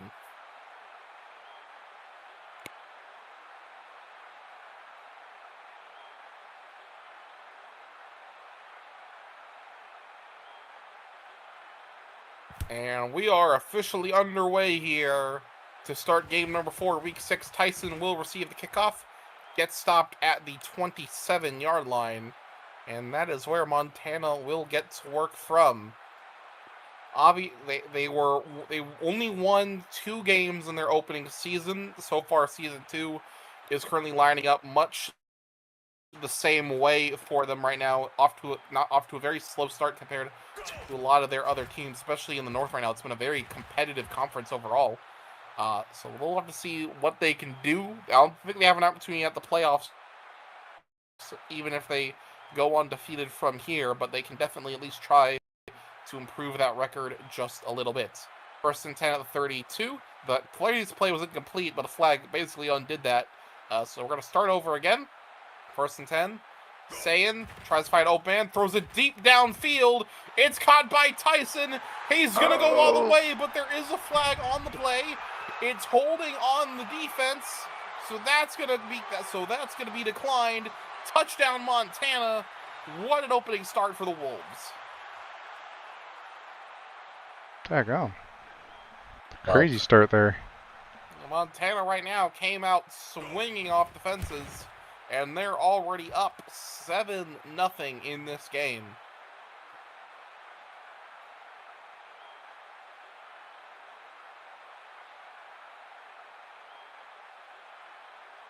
And already Seattle's going to get the ball back here. We'll see what they can do in response to that one. Bell with the reception, and he'll get past the 30-yard line, and I think he might be down at the 35, actually. Nope, just 1 yard short of that, 34.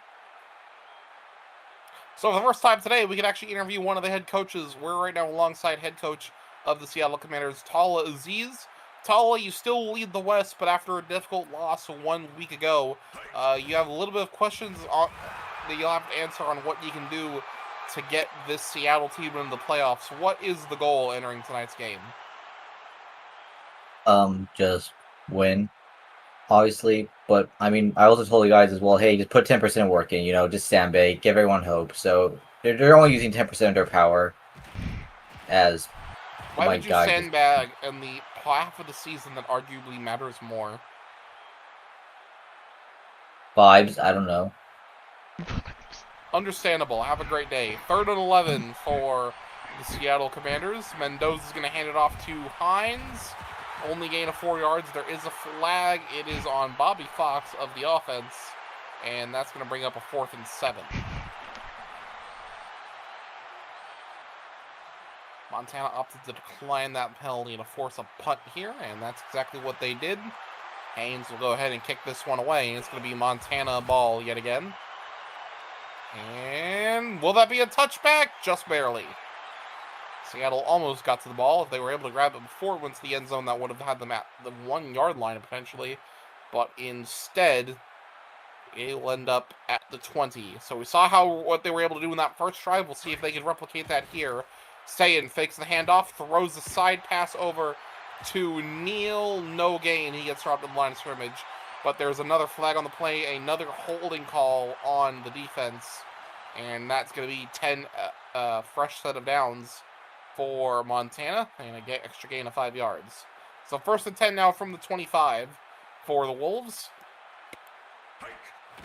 Sayin's going to try to find another pass play again. Another quick pass over to the left over to Wagner, and that'll be a gain of 5, 2nd and 5 at the 30.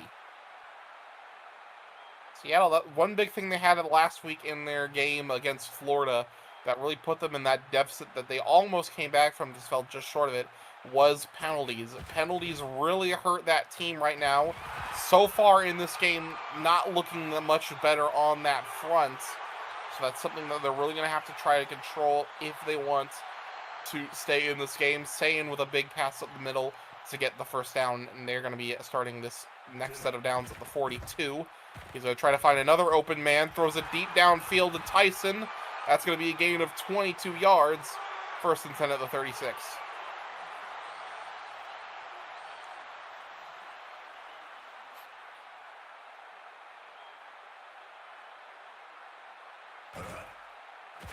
Sayin's going to try to do another pass play, this time to Moore, and that's going to be another first down, but there is a flag, pass interference on none other than Moore himself. That's going to end up going 10 yards the opposite way, 1st and 20 at the 46 now.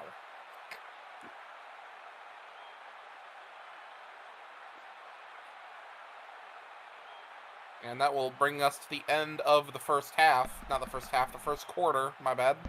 And they'll start the second quarter now. Montana ball, 1st and 20 at the 46-yard line. Sayin right now doing a real good job. 39 yards in this drive alone. He'll hand it off to Neal here. That'll be a gain of 5. 2nd and 15 at the 40 for the Wolves.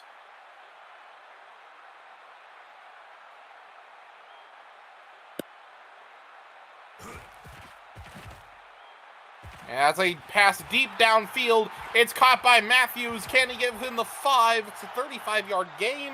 He'll be dropped exactly at the 5-yard line. 1st and goal now for Montana. It's just when you think you can have them stop. Sayin has done a great job with these deep air passes, and that's exactly what's been getting Montana these good yards. Another pass to Dalton, and it's touchdown for Montana. They're going to go up 14-0. PAT withstanding, that is. A great opening set of drives in this game for the Wolves. And they're going to go up 14-0. Now, one thing to note about Seattle, last week they were down to 0. They were down 20-0. And they were able to come back to try and fight back. They ended up losing by just 1 point to Florida. So just because Montana's pulling out a big lead here early, do not count out the Commanders yet, because we saw what they were able to do with a 3-touchdown deficit 1 week ago. So this game ain't exactly done.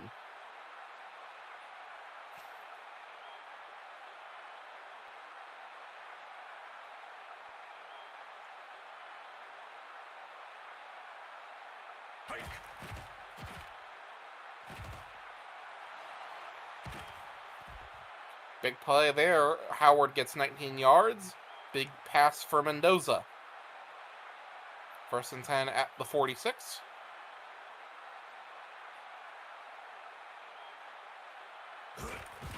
Mendoza's going to hand it off over to Parker, and that'll be a gain of 7, but there's a flag on the play.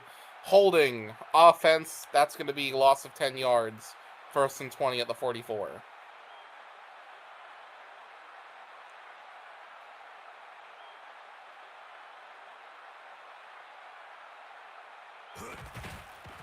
Another handoff, this time to Parker. Only 1 yard before he gets tripped up. 2nd and 19. One of their players a little slow to get up there, but no injury report currently. Second and 19 the 44-yard line. Mendoza's going to hand it off to Parker yet again, who immediately gets swallowed up by the defense. He'll get 2 yards before eventually being brought down. It's 3rd and 17. Montana right now doing a really good job on that defensive end, really preventing Seattle from getting any big run plays in. They're going to throw it deep, though, in response. Can't bring it in. 2 defenders on that one. Blocks him with the stop. That's going to be 4th and long that they're going to end up stuck with. I believe they're going to be forced to go ahead and bring out the punt unit. Haynes is going to kick this one away. Received by Tyson and down right before the 20.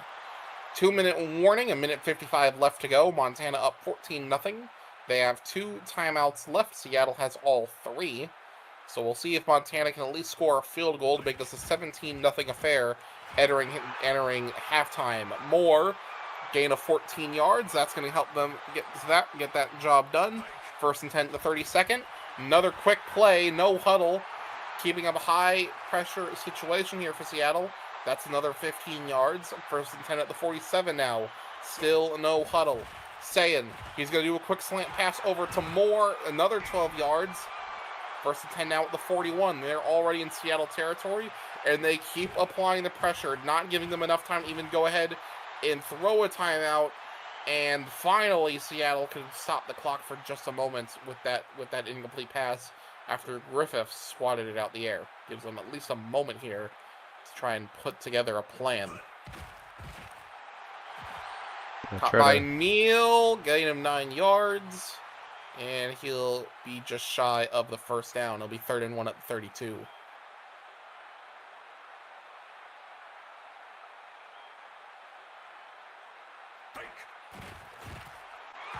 Short pass over to Brooks. It'll be good enough for the 1st. 5 yards total. 1st and 10 at the 28. No huddle yet again. Trying to keep that pressure on Seattle right now. Sayin, and that one's going to be incomplete. And he had to throw that one away. Seattle's defense did a great job there. Immediately applying your pressure to the quarterback on that one. 57 seconds left before we go to halftime here. Sayin with another pass toward the end zone. It's caught by Tyson. Gets it within 5, but there's a flag on the play. It is a pass interference on Tyson himself. 2nd and 20 now. That's going to bring it up. That's going to be a loss of 10 yards. And they'll have to try again from the 38. Yeah, that's going to be rough. Sayin with a slant pass over to the right. That one's swatted out of the air by Fisher. 3rd and long now for Montana, their 1st of the game. 11 for 14 so far for Julian Sayin. Very good on the completion percentage so far in this game. And that's as I say that it's intercepted by Ramsey. Ooh. So now Seattle has at least now has an opportunity to put a dent here in this score. They have all 3 timeouts at their disposal with 41 seconds before halftime. So they can at least try to at least half this lead Montana has, if not at least get some points on the board. And that first pass blocked by Bryant. That's going to be incomplete. 2nd and 10 at the 36.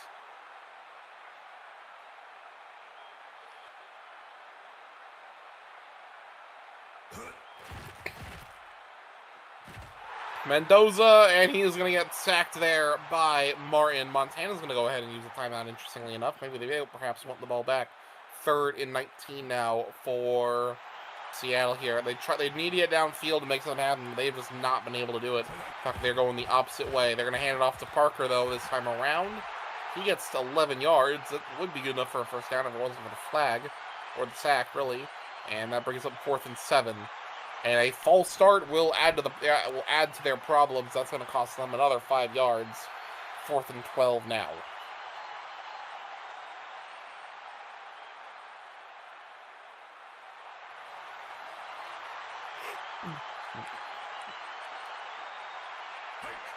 And they're going to go ahead and kick this one away. Tyson will receive the punt. He'll get it just past the 25-yard line. 5 seconds left. They do have 1 timeout they can use if they desire.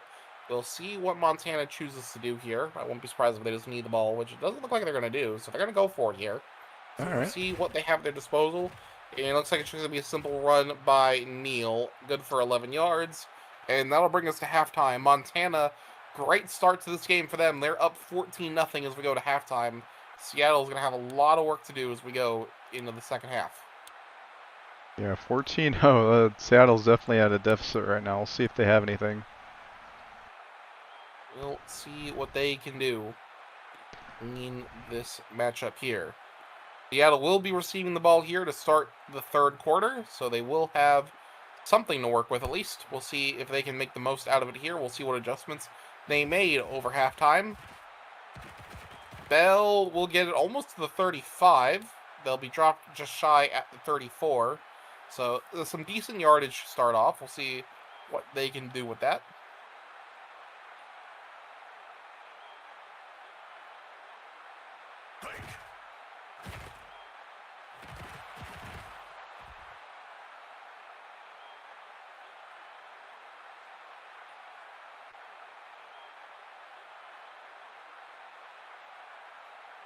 Second and 2 at the 43 now.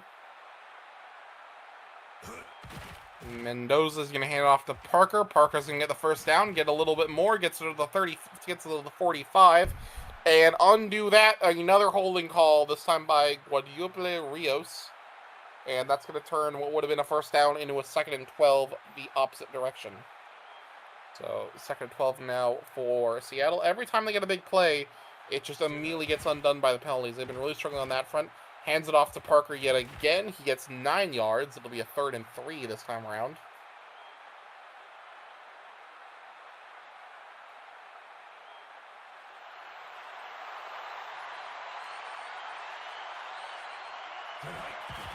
Mendoza throws it deep downfield, and that's incomplete. Can't bring it in.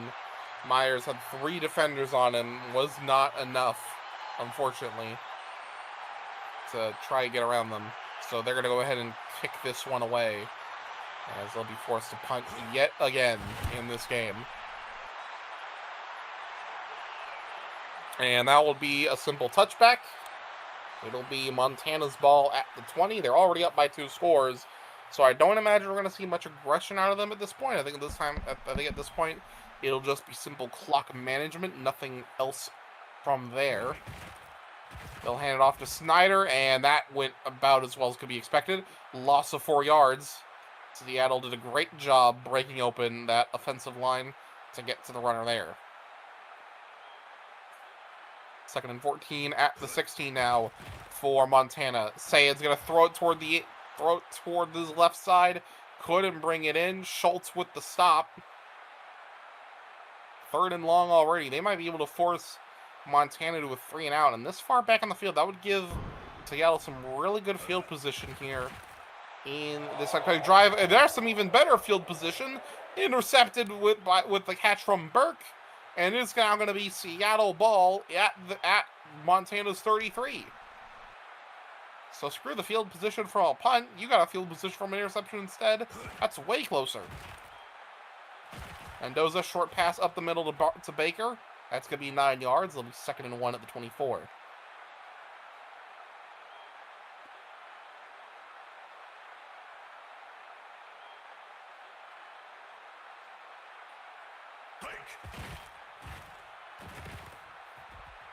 Another 9-yard run for Parker. That's 1st and 10. Seattle, for the first time today, has found themselves in the red zone. We'll see if they'll be able to convert on it. 1st and 10 at the 15. Mendoza has 3 men in the backfield alongside him. He'll hand it off to Parker yet again. Parker gets 5 yards. Can't do enough with that. 2nd and 5 at the 11.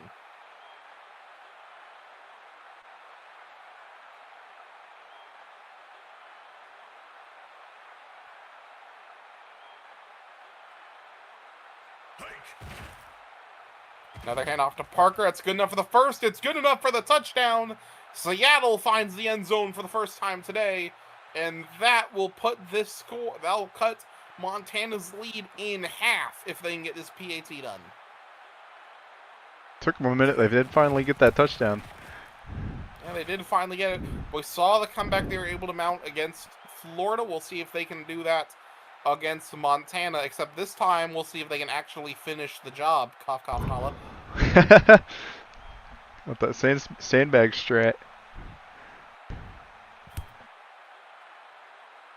35 seconds left in the third quarter. Tyson will receive the ball off the kickoff. He gets past the 30, almost had an open run to the end zone there. Was able to be brought down at the last minute. He'll be first and 10 at the 32.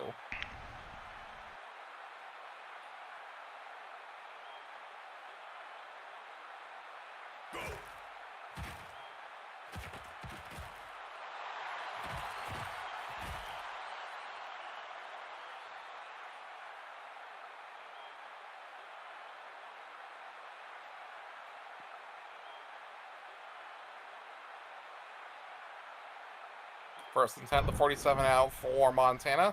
And that brings us to the end of the third quarter. Montana up 14-7. One touchdown is the difference. 5 minutes left on the clock. See what they can do.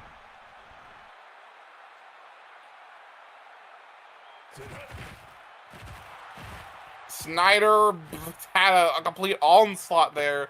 Broke through the first set of them, but eventually got folded by King.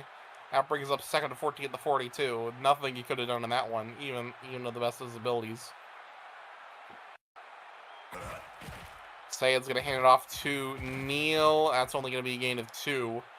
Third and 12 now for the Wolves. Seattle here have an opportunity to make a very crucial stop that will potentially allow them to tie this game up. Sayed throws it. It's caught by Moore, and that's a first down. 16 yards. Downfield they go. Next up, the battle for the North will continue. We'll have the Chicago Beans traveling up into Canada to face the Dartmouth Tornadoes in Nova Scotia. That will be a very important game for both of those teams. Dartmouth right now leading the North. Chicago trying to get themselves enough wins to get in the playoffs. So we'll have to see how that fight unfolds coming up next. Right now, as it stands, though, we're going to focus to see if Seattle can mount the comeback against Montana or not. It's 3rd and 9 now for the Wolves after a stop by Burke.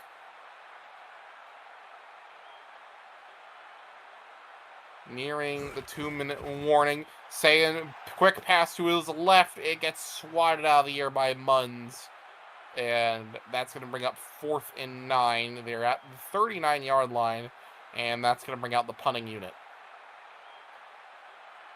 So a big stop there from Seattle. That's going to give them the opportunity to tie this game up. But that was a really bad punt. I'm not quite sure what happened there. That was something. They did not make Seattle it. Will start from the 25.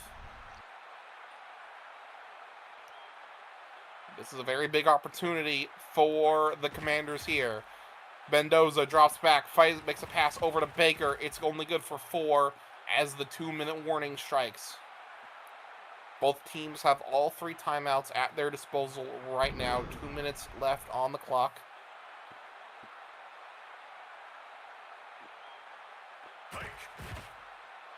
Mendoza, quick pass. He's got to throw that one away with pressure there.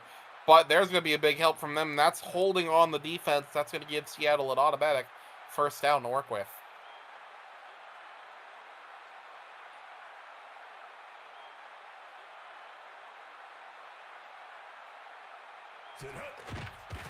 Mendoza, he's going to throw it deep downfield. 2 defenders on that one. Bloxman was one, credit with a stop there. I don't really know if there's anything that receiver from Seattle could have done on that play there. So Mendoza, that's going to be another incompletion for him. That's 2nd and 10 now at the 33. He's going to try it yet again, even deeper this time.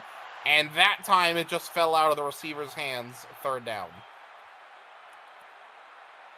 Giving them all the air balls he can manage, but they're just not being able to bring them in. 3rd and long now at the 33. A crucial 3rd down for Seattle. Throws it over to Bell. It's good enough for the first down. And that was a very much needed first down for this offense. That brings them 1st and 10 at the 50-yard line. Chris Bell. Mendoza, he's going to throw that one away again. 2nd down. Just throw to some random dude in the sidelines. Daggone.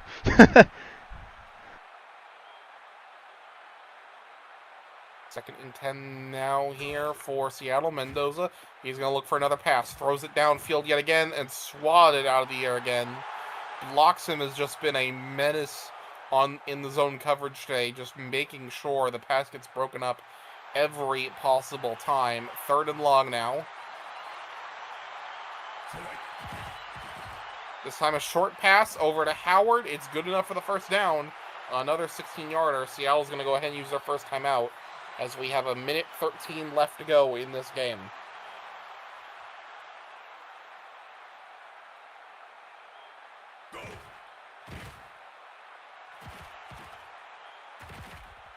Gain of 15. That's going to be good enough for another first down. That gets them into the red zone. They are 1-0 on the red zone conversion chart today. Trying to make that a 2-0 here with the touchdown. Mendoza with the handoff to Parker, and he immediately gets dropped by Perry. Seattle's going to have to use their second timeout. 46 seconds left, 2nd and 13.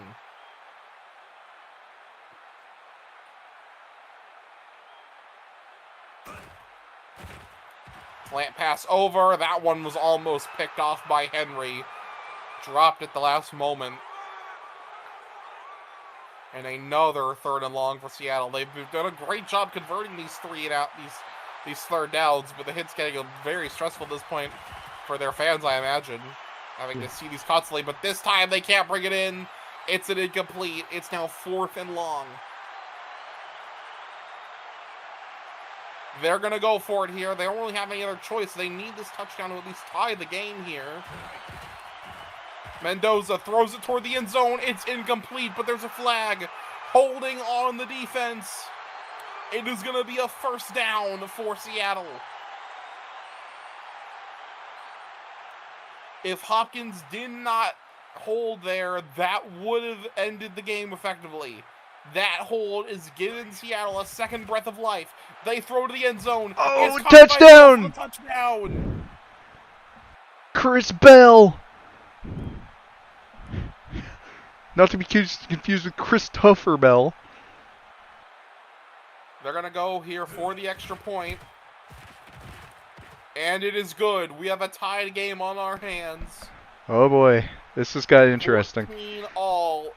Montana has 34 seconds. They have all 3 timeouts at their disposal to try and at least get a field goal to win this game. If not, we're going to overtime. Yeah, we could see our first overtime of the night, depending on how things go here. See what Tyson can put them at. They'll be starting from the 32-yard line. 29 seconds, all 3 timeouts at their availability. We know how good Montana is at throwing deep passes here. We'll see if they can continue that. They opt to run the ball to start with Neal. It's only good for 5 yards. 2nd down. They use their first timeout. Oh, tag on. They really need to get that ball in the air if they want to have a shot, at least with field goal range. Another run, this time to Snyder, and that's going to be a loss of a yard. 2nd timeout. So 3rd and 7 now for the Wolves.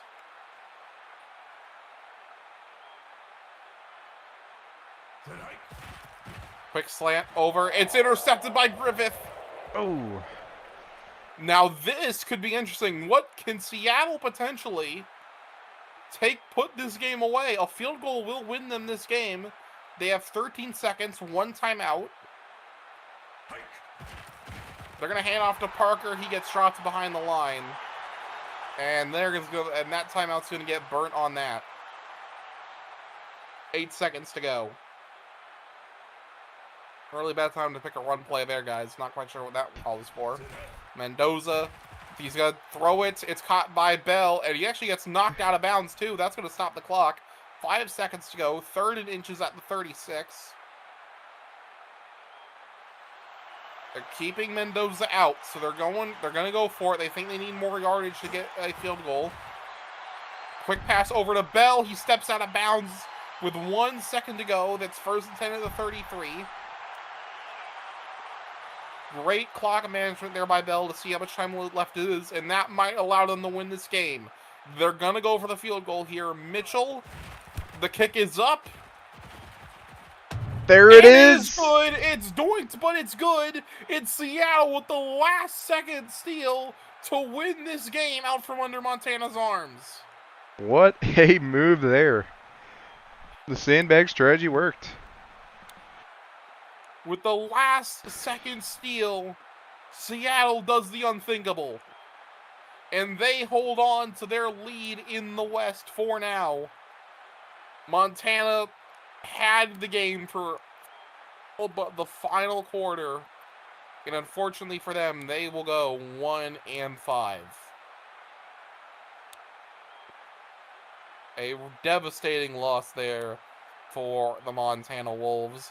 But for Seattle, after all that holding their breath, they could finally calm down just for a moment, if at least.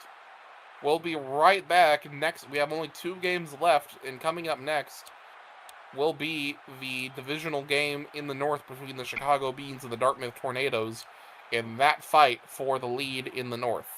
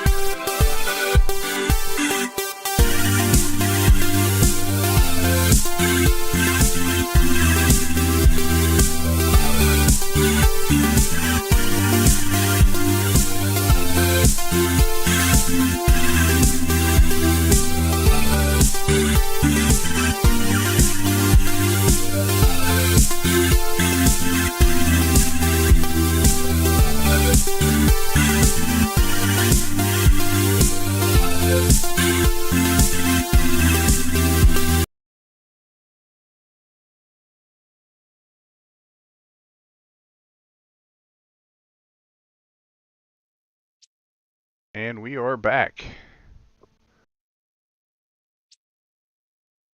Alrighty, welcome back to game. As we get ready to begin game number 5.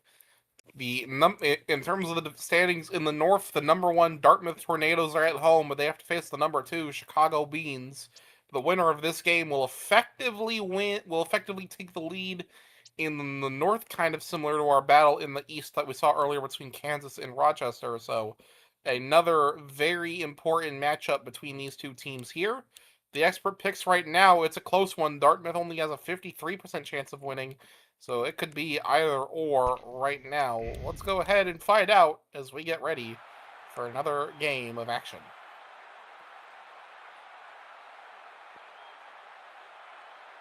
Got the purple tarmac there on the Paula grass. Tall's original turf was way worse. That turf color in the that we used the old version for doesn't exist anymore, so he had to settle for purple, and it still curses all hell. Dang on. So Chicago will receive the ball to start this game. Love will receive it here off the kickoff. He'll get just shy of the 25, though. I think he'll be down at the 24. Yes, he will. So the Beans will start from there. The Beans right now sit 3-1. This is finally their first conference game of the season. They have not yet played a rival conference team yet. So this will be the first for them this year. Dartmouth already has played one. They're sitting 1-0 in the conference standings. So a win. So right now, as it stands, because of the fact that they'd be tied conference-wise if Chicago wins, it'd go down to overall record in that sense. So a win for Chicago would give them the lead in the North. A win from Dartmouth would allow them to retain their lead that they already have on the North. So another game potentially to decide who goes into a locked playoff spot potentially. We know how important those are going to be, because after that it just relies on your overall record, which, considering how close the season's been for a lot of teams, might be a little flippy-floppy on that front, so you want to lead that division to guarantee your spot in the postseason. So far, a bit of a slow start to the drive for Chicago, but they are still getting useful yards out of it. It's going to be 2nd and 1 at the 47. Hello, Bryson D. Miller. Hey. 2nd and 1 at the 47. Slide off this. Tries to do a pass off the side. It's incomplete. Blocked by Carroll. And they'll bring up 3rd down. Hey, Zach. Hello.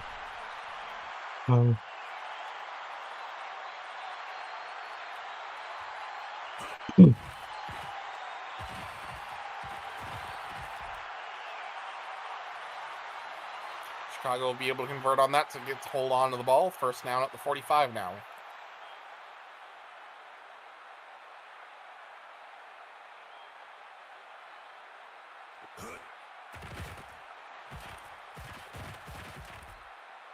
Another run up in the middle. Gain of 4. 2nd and 6.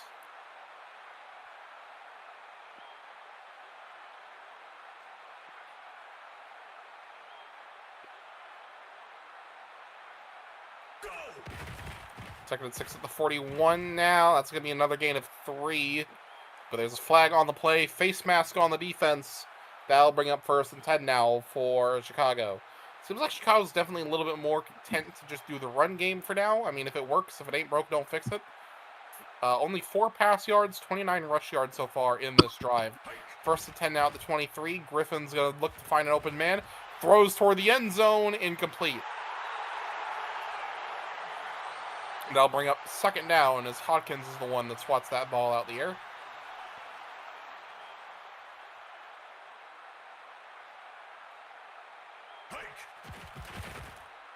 Another pass for the end zone by Griffin, and another incompletion. Williams this time with the stop. So right now they're just trying to straight up go for the end zone here from that 23. They don't want to end up in a red zone stalemate, it looks like. But they might end up in something similar to that either or here. 3rd and 10 now from the 23. Griffin's pass over to the side. It's caught by Crawford. Gain of 20 yards. That'll have them down at the 3. 1st and goal, Chicago.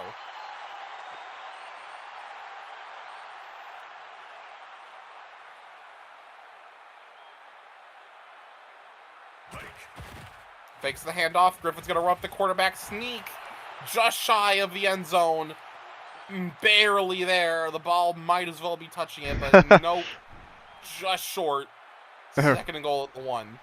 Some people like to call that rim robbed. I hope you never say that again. Well, that's not what I did. Well, you know, sometimes we're playing golf. It's kind of similar like that. You get close to... So it went from weirdly sexual to boring as fuck because it's golf. Never mind. I didn't mean it like that. What's wrong with golf? Golf fucking sucks. Anyway, moving on. You don't like golf? Offsides call. That brings up 2nd and goal now at the 6 instead of the 1. We go to the 2nd quarter now. See if Chicago can try to get this done.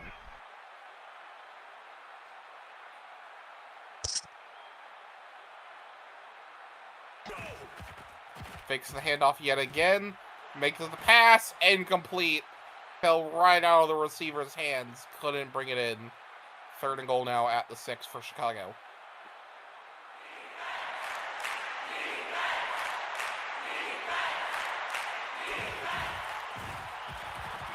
And that is going to be a big stop there by Dartmouth there. Loss of 3 on the run. That's going to bring up 4th and goal at the 9.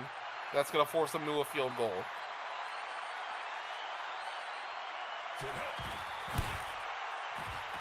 There it goes. And it's good. Chicago up 3-0. Yep. Copeland.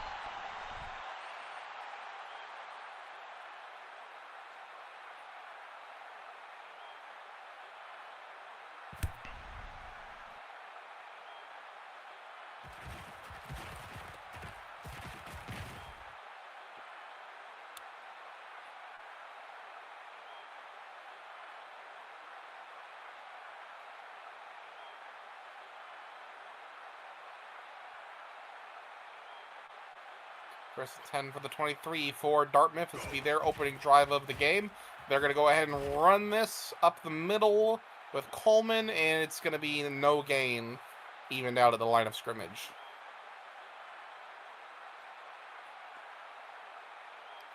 Second and 10 now at the 23. Mavia's there, and that yet again gets swallowed up by the defense. Chicago's defensive line's been doing a great job at just breaking through and just putting ends to whatever run game they can try here. 3rd and 10. 0 yards gained, also 0 yards lost though, so pick up whatever victories you can here. Mavi is going to try to find open man. He's going to make the pass to Romeo, and that'll be a gain of 17, 1st down for Dartmouth.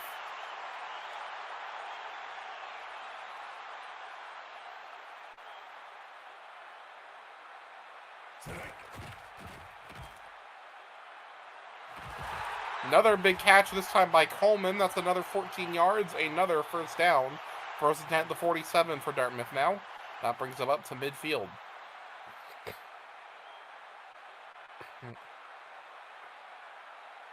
And as the 2-minute warning comes up, we're already coming toward the end of the 1st half. This game has gone by pretty quick so far.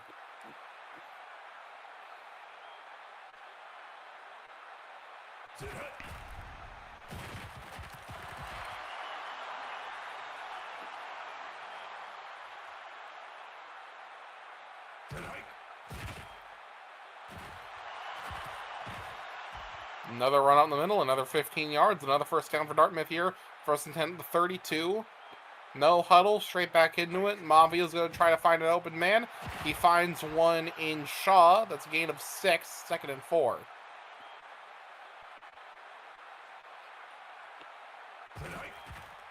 Another short pass by Mavia yet again to Shaw as well. That's another 17 yards. Gets him into the red zone. 1st and goal at the 9. Gonna try yet again. This time it's intercepted though by Willis.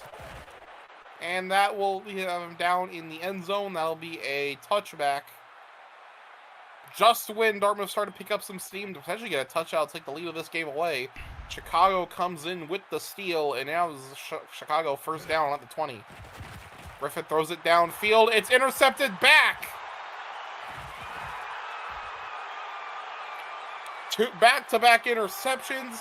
It was originally Dartmouth's ball, intercepted by Chicago, and now intercepted back by Dartmouth. It's now Dartmouth 1st and 10 at the 40-yard line. Slant pass to the right, caught by Henderson for a gain of 16. Dartmouth's going to go ahead and use their 1st time out.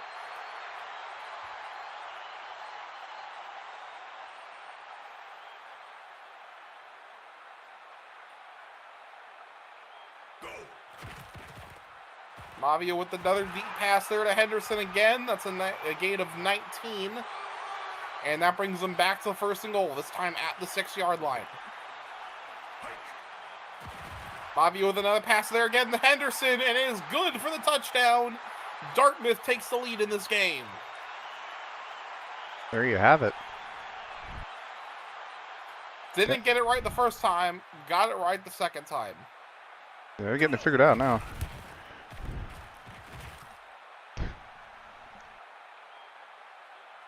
That's good.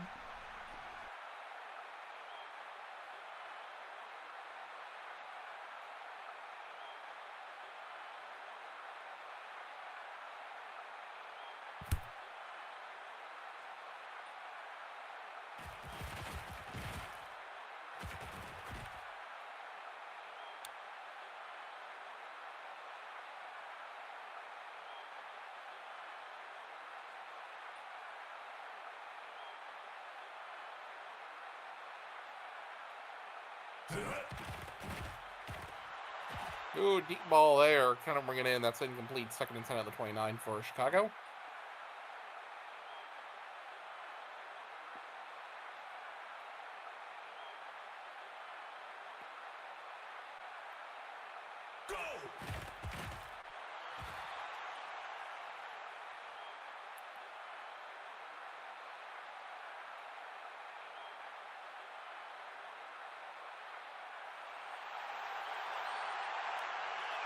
Third and 4 at the 35 for the Beans here. Griffin tries to find an open man. Caught by Trigg. That's good enough for the first down. Gain of 13.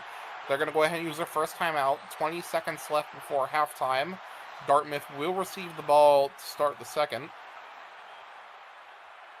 So Chicago would definitely want to at least try to get a field goal here to make this game a little bit closer for them. And that's a good start there with that pass from Rogers. Gain of 21 yards. Second timeout used. 12 seconds to go.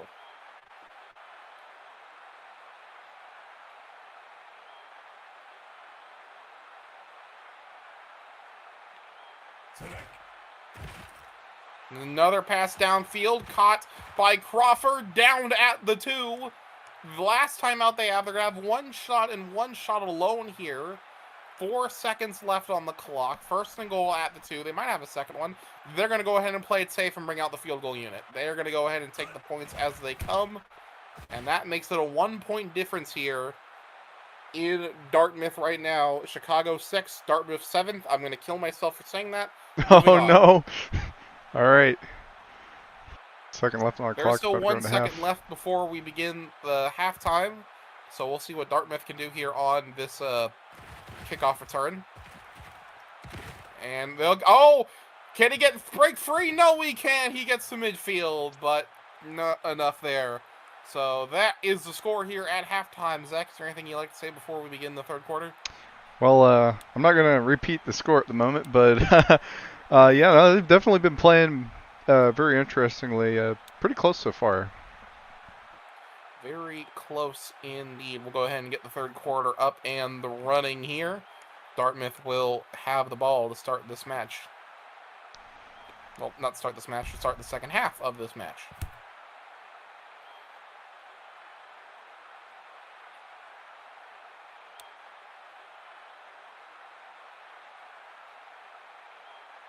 So they'll start it from the 25 after a touchback. 1st and 10 for the Tornadoes.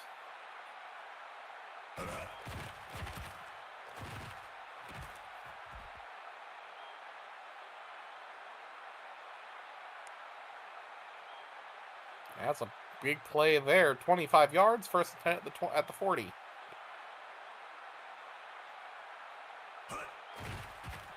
Avia is going to throw another ball deep, and that one's going to be incomplete. Page with the stop. If he didn't make that stop there, that would have been a run clean to the end zone. So great stop there, keeping Chicago in this game.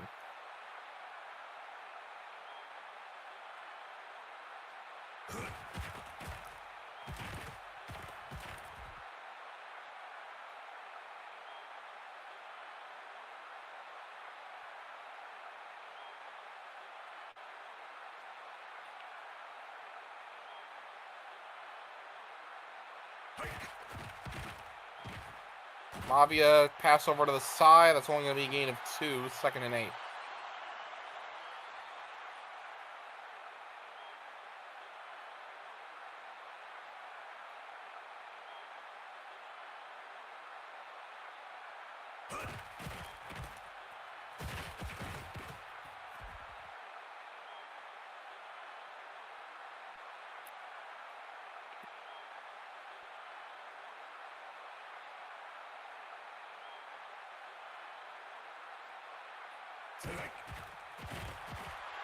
Pass there by Cunningham. That's gain of 13 and a first down.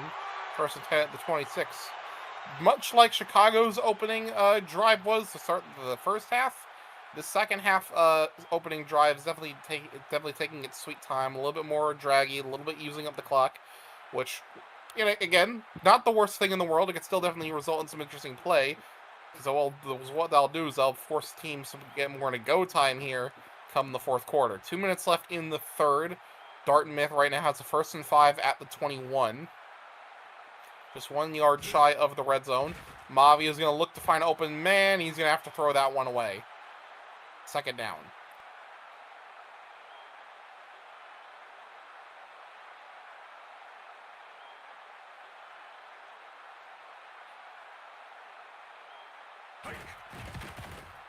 Avia with the handoff to Martin. That's going to be good enough for the 1st down. 1st and 10 at the 14.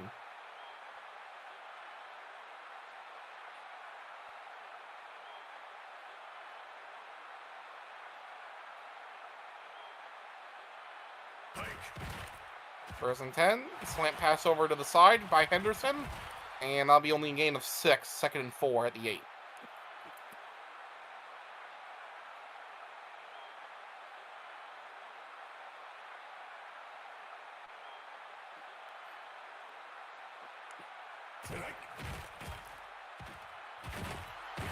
And that one has thrown out of bounds. 3rd and 4 now for Dartmouth.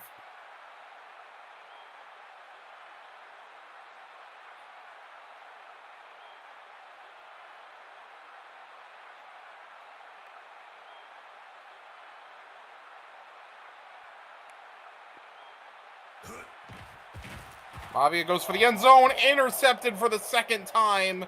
Thorpe with the stop. And that's going to be Chicago ball at the 20. That means Chicago has an opportunity to take the lead of this game away. 23 seconds left in the 3rd quarter. Griffin also with a weird slant pass. Not quite sure what the goal was there. That's going to be incomplete 2nd down. That was a play of all time.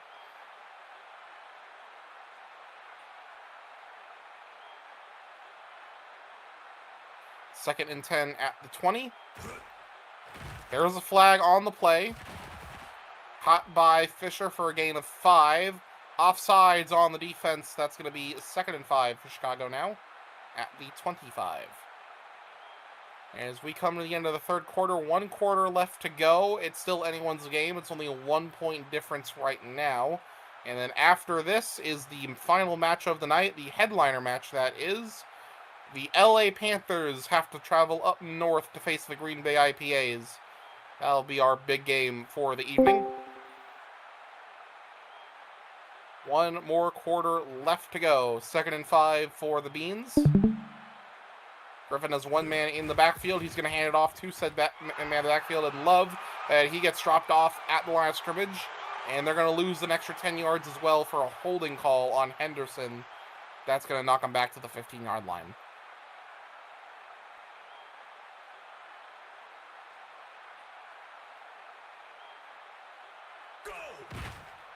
Griffin's going to hand off to Love yet again. That's going to be a gain of 10. 3rd and 5 now. Seems like these teams are now really struggling on that big push that they need to get downfield right now. It's kind of turning a bit of a slugfest, all things considered. Love trying to get every yard he can there. He's going to fall 1 yard short. But that won't matter because of a flag on the Dartmouth defense. That gives them an automatic 1st down at the 44.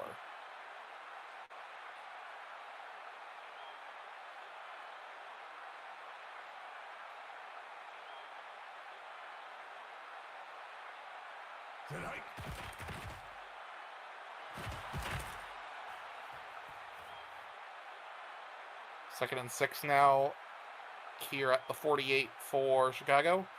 It's another one of those drives that have just really taken forever to get anywhere, and it is really painful. Yeah. Playing the patient game, but it's just button heads.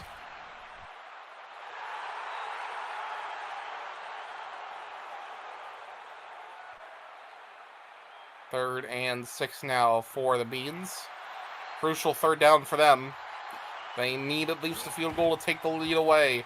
Love gets dropped in the midfield. That's 4th down. They're going to have to bring out the punt unit. And out comes Gonzalez to kick this one away. 3 minutes left to go in this game. This game's not quite over yet. That one's going to sail out of bounds. That's going to result in a touchback. Nope, that's going to put him at the 15. Never mind. Not too shabby.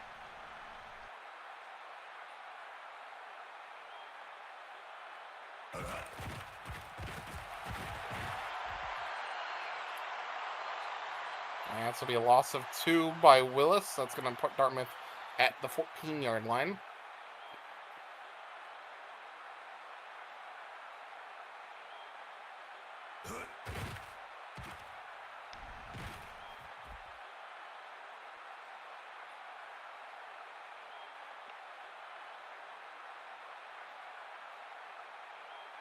First and 10 at the 28 now for Dartmouth after that last play.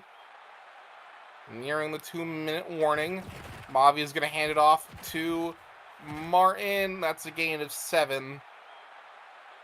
No one really wants to make the big move, it seems. It's kind of like watching a plate race.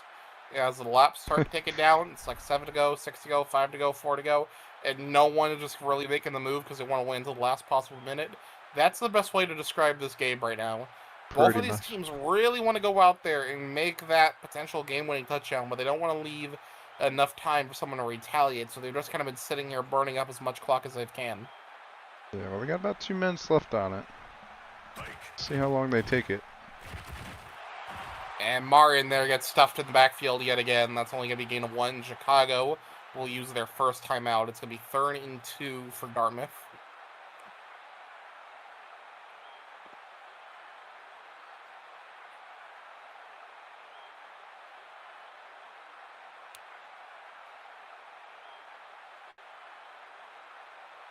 Third and 7 after the flag now.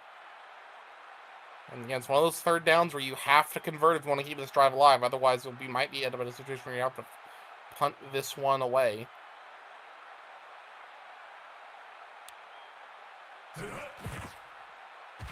And can't bring it in. He gets dropped at the line of scrimmage. Chicago uses their second timeout. It's going to be 4th and 7 for Dartmouth. We'll see what they do next. And out comes Ball to punt this one away. Ball punting the ball. Ha ha ha. There they go.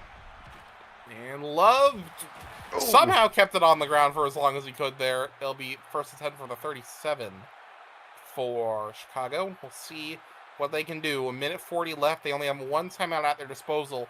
Is now finally go time? That's kind of the question here.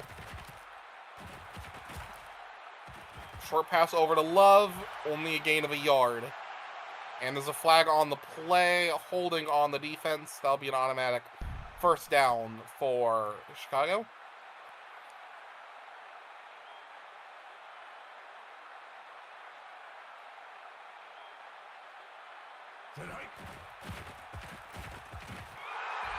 And that's a big sack there with being done by Morgan. That's 2nd and 19.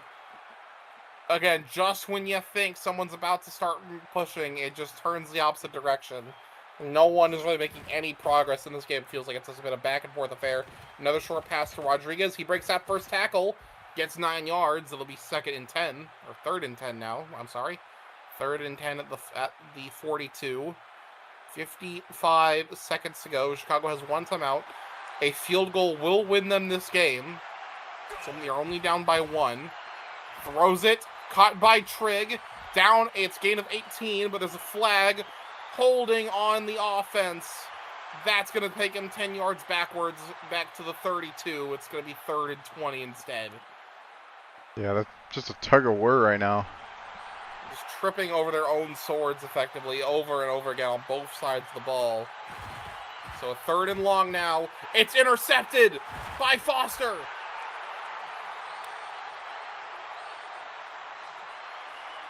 And that right there, Chicago only has 1 timeout left. That might be the game. Victory formation now for the Tornadoes. They're going to go ahead and knee this one away. Chicago uses their final timeout. And 1 more kneel here, and that will put this one away. And there we go. That is the game itself. There's a flag. There's a fucking flag. There's a flag. They accepted the flag. It's not over. It's not fucking over. We still got 1 more play. God damn it. Hold up.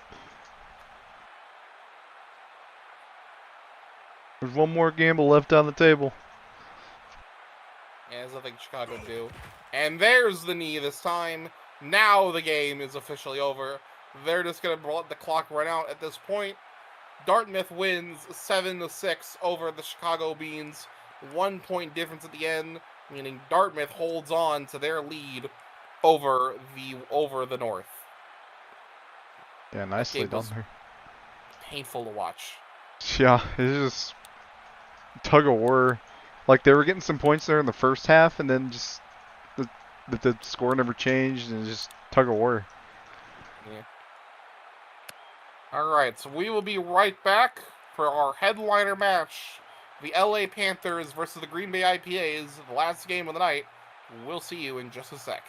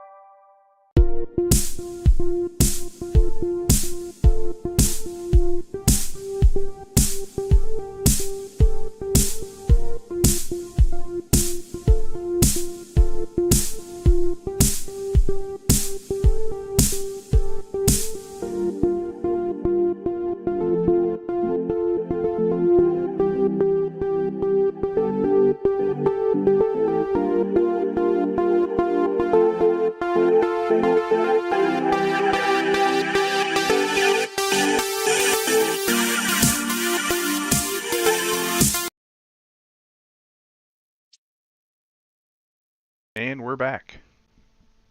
Alrighty, welcome back, ladies and gentlemen.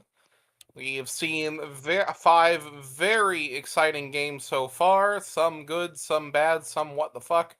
But now we have come to the main event of the night. The LA Panthers face the Green Bay IPAs here to round off week number 7.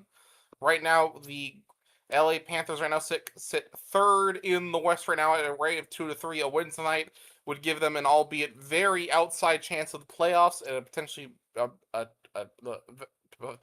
having to strict pin words together. Basically, both these teams are now both third in their respective divisions. 2-3 for LA, 2-2 for Chicago, for Green Bay. A win tonight could put them on track to have an outside shot at the playoffs, but a loss tonight, that playoff hope is gone. Let's take a look at the Esper picks going into this one. Green Bay right now are the overall favorites, but we know LA has the tendency to be the underdog winners in these cases. We'll see what they can do today.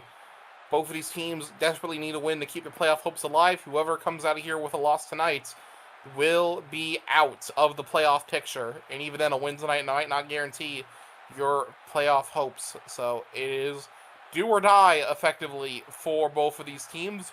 We'll see what they'll be able to do. Green Bay will receive the ball to start.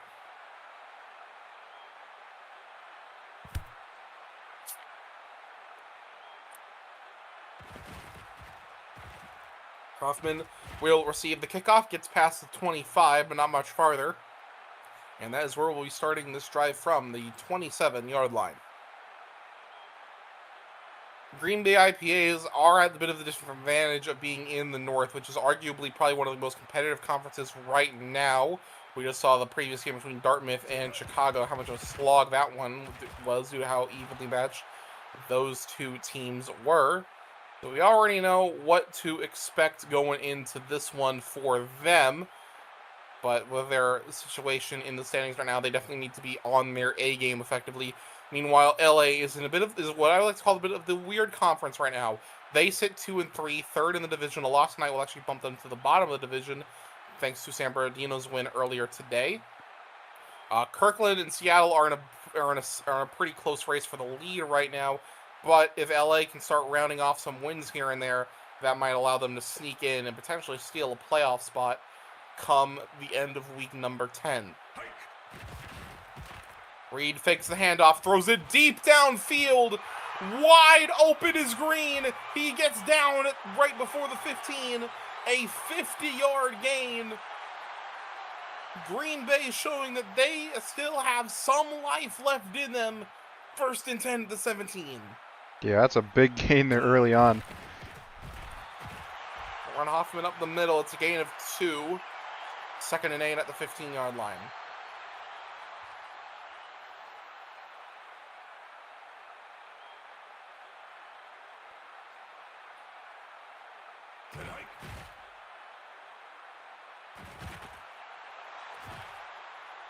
Goes to the end zone. That pass is going to be incomplete.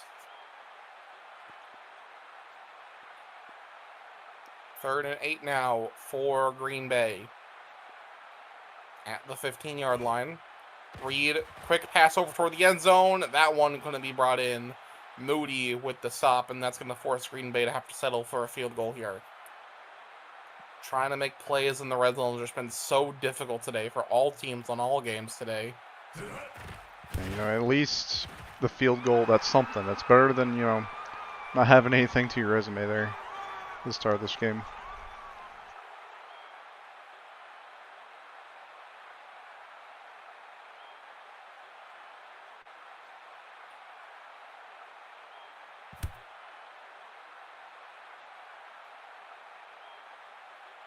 And the field goal is good. They take the lead 3-0 early in this game.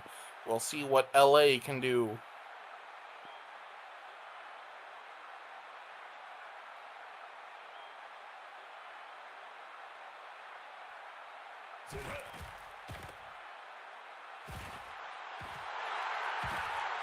Ooh.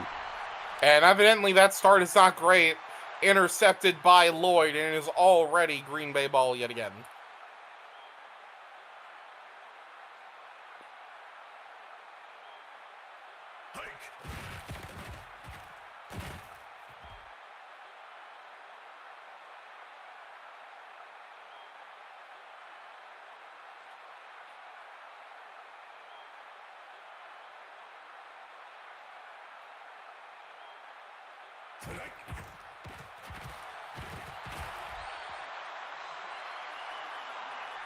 Another 2 yards there for Green Bay.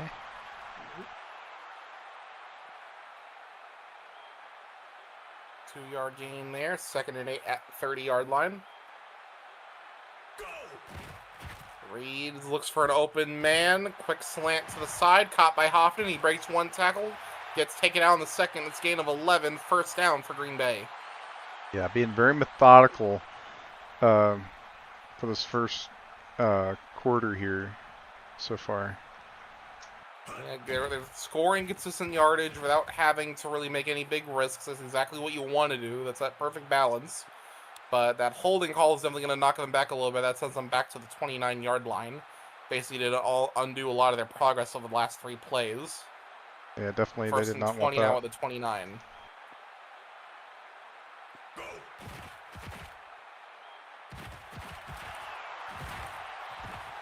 Caught by Green, gain of 8, 2nd and 12 at the 21.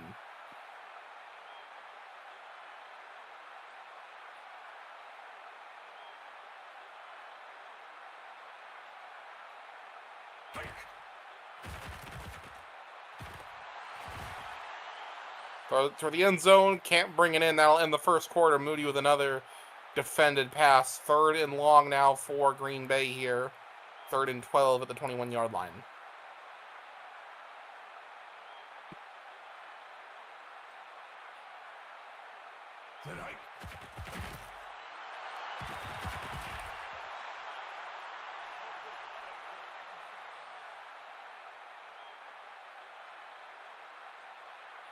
Already getting some yards going for Green Bay. 1st and goal at the 5 now. Hoffman, and he's in for the touchdown. Touchdown already. And that brings them up 10-0 in this game. Green Bay off to an early lead here. Yeah, they're not messing around right now. And the extra point is good. They lead 10-0 here at home.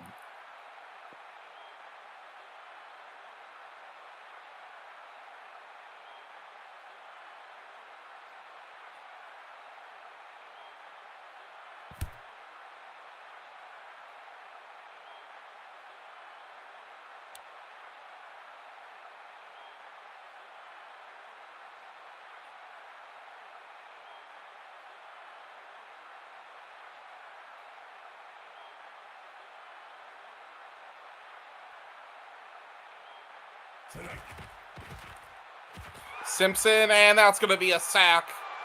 Not what LA wanted on this second drive, already down to 2nd and 21. First drive in an interception. Second drive started off with a devastating sack here for LA. Not a great start for the Panthers at all. Simpson, deep ball, and grazed over the hand of the receiver, incomplete. 3rd and long at the 14 now for LA.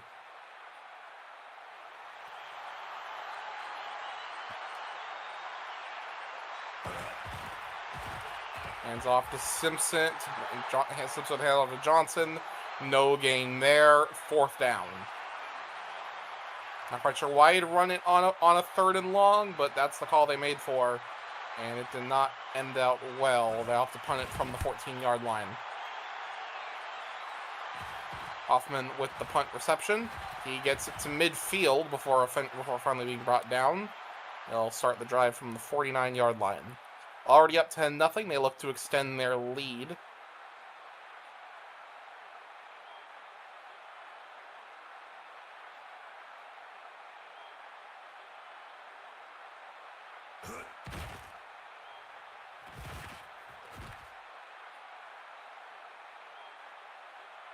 Second and 1 there. Good opening play for them. That gets them to the 42-yard line. Nearing the 2-minute warning, about 30 seconds from that, Hoffman runs it up the middle, gain of 7. That's going to be an automatic first down. 1st and 10 now at the 34. So Green Bay's style here, it's something we've seen a lot of teams that be aggressive or cautious with this. They're right there in the middle. It's consistency above all else. They're not doing anything flashy. They're doing just what they need to get really good yardage out of every play, or anywhere between 7 to 13 yards. And that is what's been allowing them to get downfield as efficiently as they have, especially in comparison to that defense that they've had that's completely stuffed LA's 2 attempts so far this game. Yeah, they've been really on top of that. That was a great pass there, caught by Green, a gain of 12. First and goal at the 9. 2 minutes left, and there's a flag, false start from Green Bay. That'll push them back to the 14.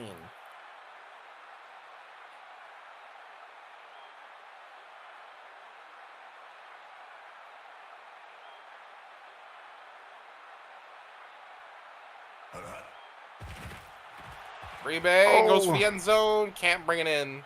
Williams with the stop. Second and goal at the 14-yard line.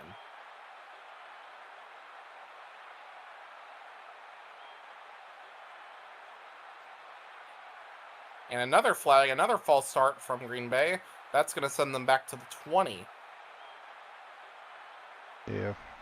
Again, getting all that yardage that these flags is setting them back here and there. Yeah, penalties are one of those things you just cannot tolerate because of those constant mistakes that just results in lost yardage there. That one was almost picked off by LA. Wilson almost with the interception fell out of his hands, but that's still a stopped pass, incomplete, 3rd and long.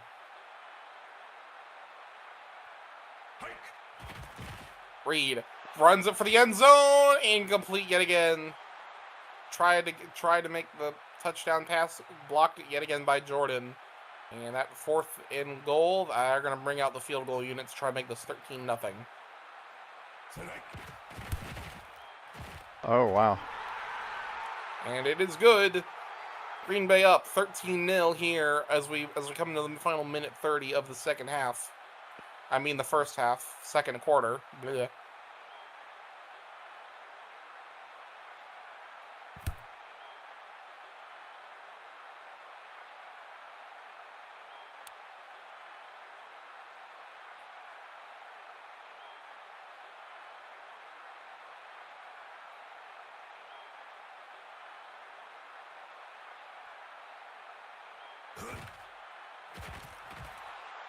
And that pass is incomplete, but there's a flag on the play, holding on Green Bay.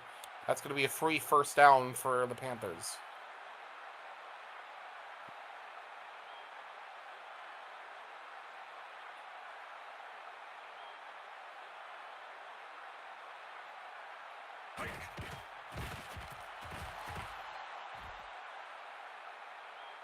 And another one, that time a face mask. Green Bay, well, their play style has definitely been really good at gaining against the majority.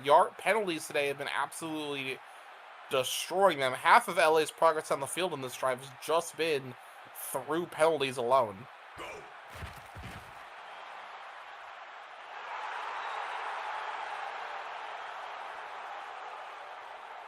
Second and 10 now at the 41 for LA after that defended pass.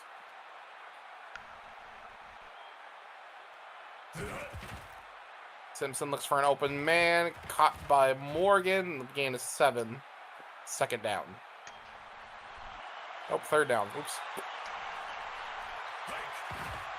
3rd and 3. Another flag on the play. That pass is incomplete. Another one by Green Bay. And that's another free first down for the Panthers.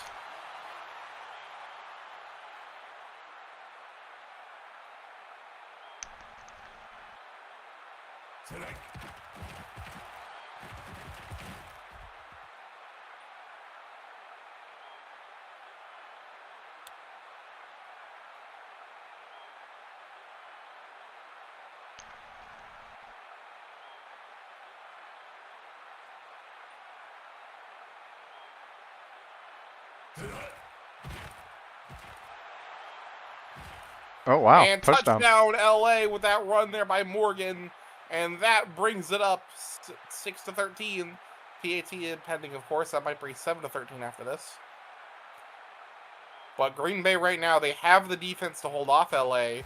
but penalty-wise, they have just basically handed them a free touchdown drive on that one. Yeah, That's going to be a lot of work Green Bay's going to have to do over halftime here coming up. yeah, still under a minute left in the second quarter. Let's see what they can do.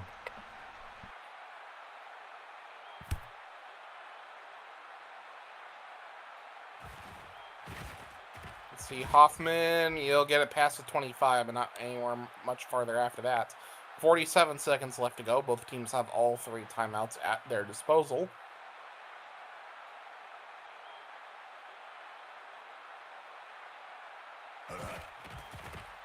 Reed, and that's going to be incomplete. Moody's probably been the star player for LA's defense today. He's made sure that that passing game has been just tempered enough for Green Bay not to really make any big moves in this game today. Another pass, and it's intercepted by Morgan, and it's going to be LA ball on the 44. They have an opportunity to tie this game up before half. Yeah, big move there by LA.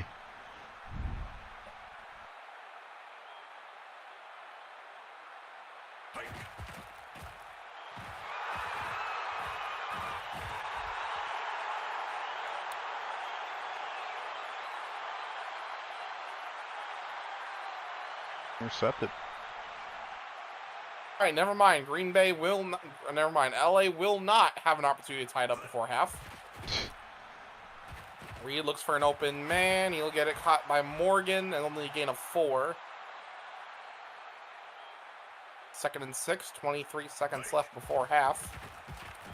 Reed downfield caught by Stowers. He breaks one pass. He gets to the 30, to the 20, to the 10. He gets inside the 5. Oh, so close. He's going to be down at the 1-yard line. 9 seconds to go. And they're bringing out the field goal unit? What? You are right there. You are literally. Oh my fucking! I want this team to lose now. I need LA to put 40 on them. There's no way we're allowing this. There's no fucking way we're allowing this.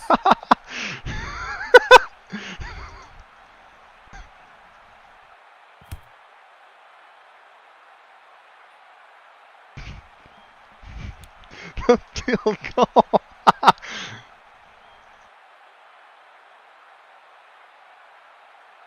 Excellent move.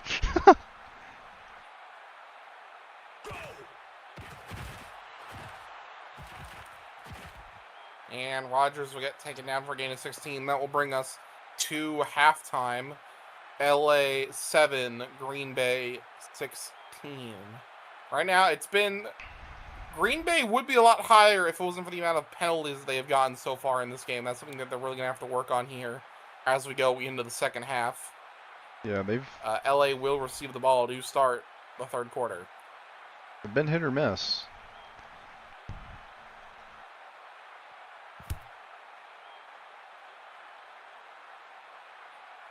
And it'll be a touchback. LA will be starting from the 25-yard line.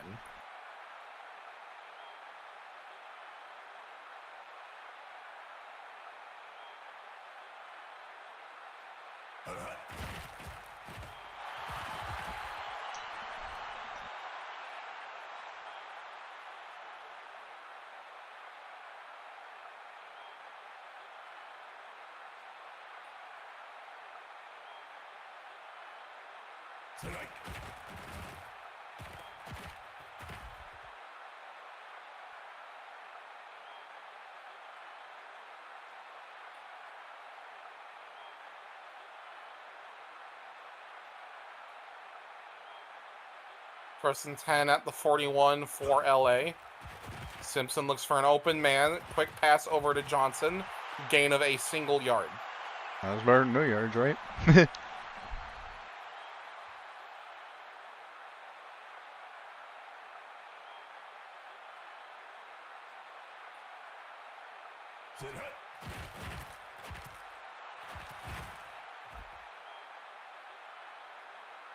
And for 3 with the yards.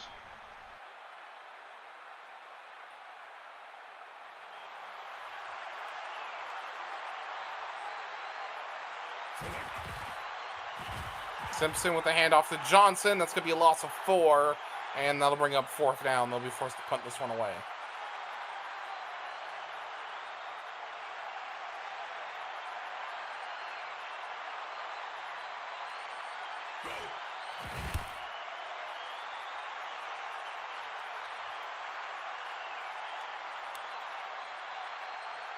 It's be Green Bay ball at the 20.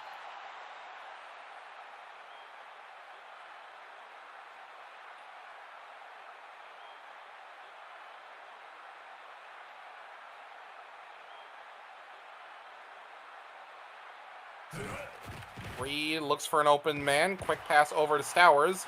He'll get it. He breaks one tackle. Whoa. He'll get it all the way to the 50. That's a gain of 33 yard line. That's a gain of 33. That's will be have him down at the 47. First down, Green Bay. That was a pretty good move there.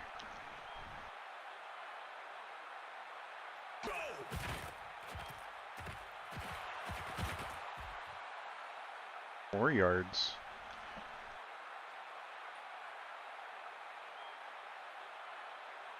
Second and 2 at the 39 now.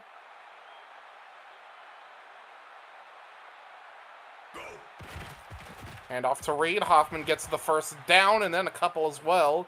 Gain of 6 yards total. First and 10 at the 33. As Hoffman is out for a leg injury temporarily, so he gave us 6 yards and then died. The worthy sacrifice. My granny, she got hit by a bazooka. Yeah, I'm noticing Reed, quick pass over to McAllister. That's a gain of 8, but there's a flag on the play. Holding on the defense, Manuel Moody. That's going to give Green Bay a free first down. Yeah, I'm noticing a pretty similar strategy from that first half we're seeing out of Green Bay, where they gain a lot of yardage, but the penalties is just not help them. Well, that time that penalty was on LA, so they actually gained yards that time. Oh, shoot, okay. Well, with the yardage, same strategy at least. First and 10 at the 28 for Green Bay here, as we've started the fourth quarter. Passes it over to Owens. That's 10 yards, and they'll be second in inches. Yes, it will.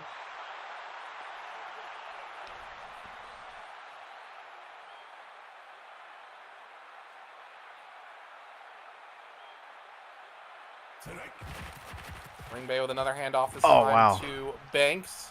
That's going to be a gain of 10. That brings them into first and goal territory. It'll be first and goal at the 8.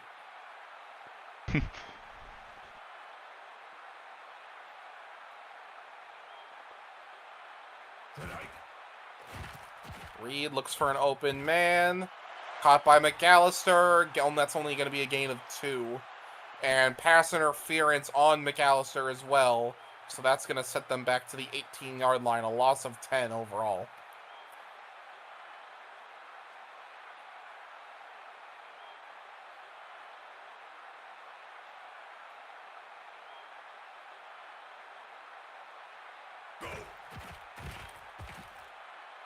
Reed.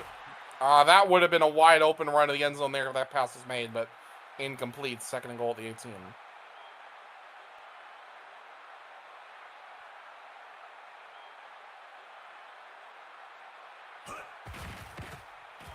And off to Hoffman. Gets a gain of 9 yards. Third and goal now at the 9.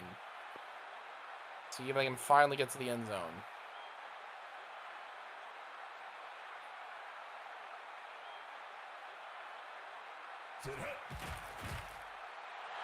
There we go. Touchdown. Finally gets it done. Stowers with the touchdown. It took them long enough. Yep. And they'll go ahead and go over the PAT. After all the times we've seen them get literally 1 yard within the end zone and electing to kick, they finally figure out how to actually get in the end zone this time. Green Bay up 23-7. They finally. George, right now, if you are watching, I am sorry. You are getting your ass handed to you right now. They figured out how to play ball. They figured out how to fucking ball out on the court. Or I guess in this case on the field. That kickoff will be a touchback, so LA will be starting from the 25-yard line.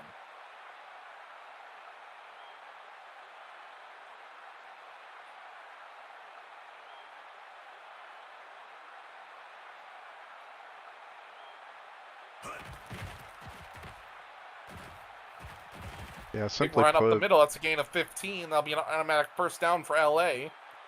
They have quite the gap to make up here. We'll see if they have anything in the tank at this point. yeah, it's going to take some stuff working out for them.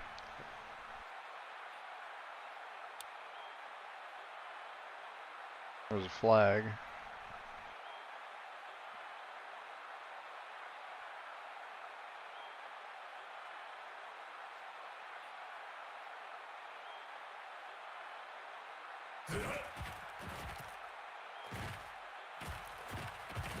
Another flag called on that. Another pass interference on Green Bay again. Free first down for LA yet again. Where am I seeing this before? Deja vu.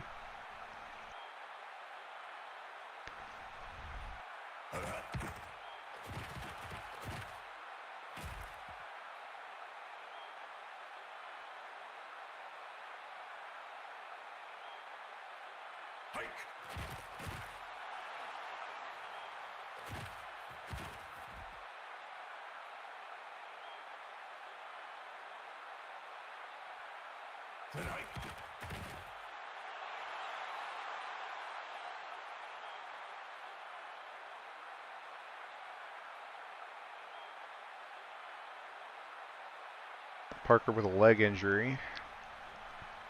2nd and 10 at the 16 now for LA. Nearing the 2-minute warning. That was almost caught, but that's going to be incomplete. That would have been a Almost. touchdown there. Almost has been the story of this team's life.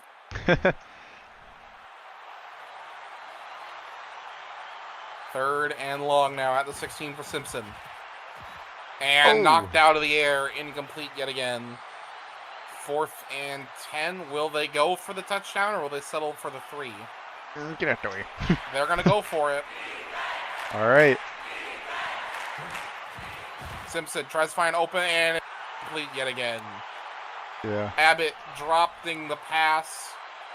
And that's going to mean it's going to be Green Bay ball as we enter the 2-minute warning. Yep. They're going to hand off to Hoffman. He'll get about 2 yards as we go to the 2-minute warning. 2 minutes left in this game. All teams have all of their timeouts. Don't imagine that's going to last long here. You gain a 5. LA is going to go ahead and use their first timeout.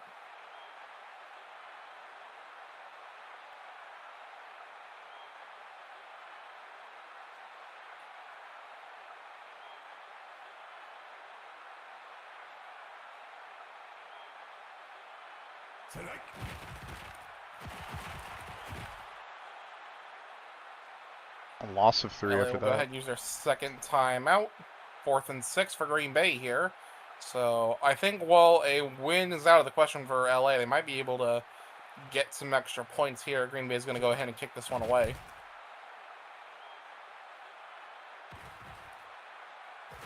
Johnson, he'll get dropped at the 31-yard line. I'll score him at the 33 instead, because why not? Minute 39 left to go in this match. LA 1 timeout, Green Bay with 3. 1st and 10 at the 33. And incomplete.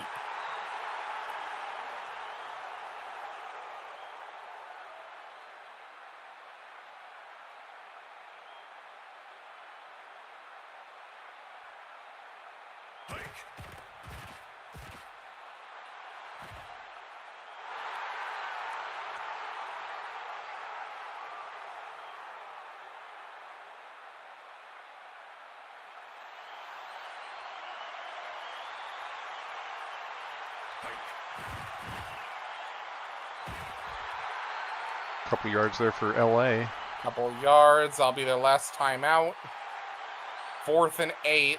We'll see what they're up to do here. They're going to go for it.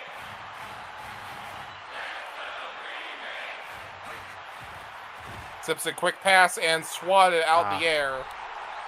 And there'll be a turnover on downs. It's going to be Green Bay ball. Minute 25 left to go. I'm pretty sure they can just knee it from here. Victory formation for the IPAs.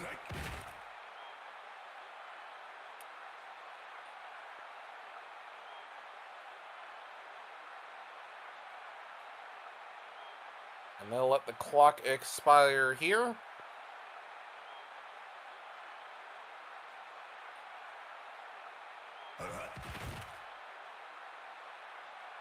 And that'll be game. Green Bay will win 23-7 over the LA Panthers. Green Bay keep their albeit very slim playoff chances alive, while LA will end up joining New Orleans and Chattanooga. Well, they'll end up joining New Orleans, Chattanooga, Montana, and San Bernardino in the elimination squad. They will not see the postseason. And with that is our final match up and out of the way. 6 games, 6 very different outcomes. In the end, not much really changed in the standings-wise. The only big swap was the East, with Kansas City taking back the lead at the end of this one. So thank you all for watching. Zach, is there anything that you would like to say as we wrap up today's broadcast? Yeah, I guess I'll go ahead and do our little outro here, but yeah, just trying something new for the channel, doing some football. I think that worked out pretty good. Might have to, honestly, I don't think I have to change too much. It worked out pretty good, but yeah, be sure to like, subscribe if you enjoyed. If you didn't enjoy it, like, subscribe anyway. And as for me, Duel, and everybody involved here with Hangover Football,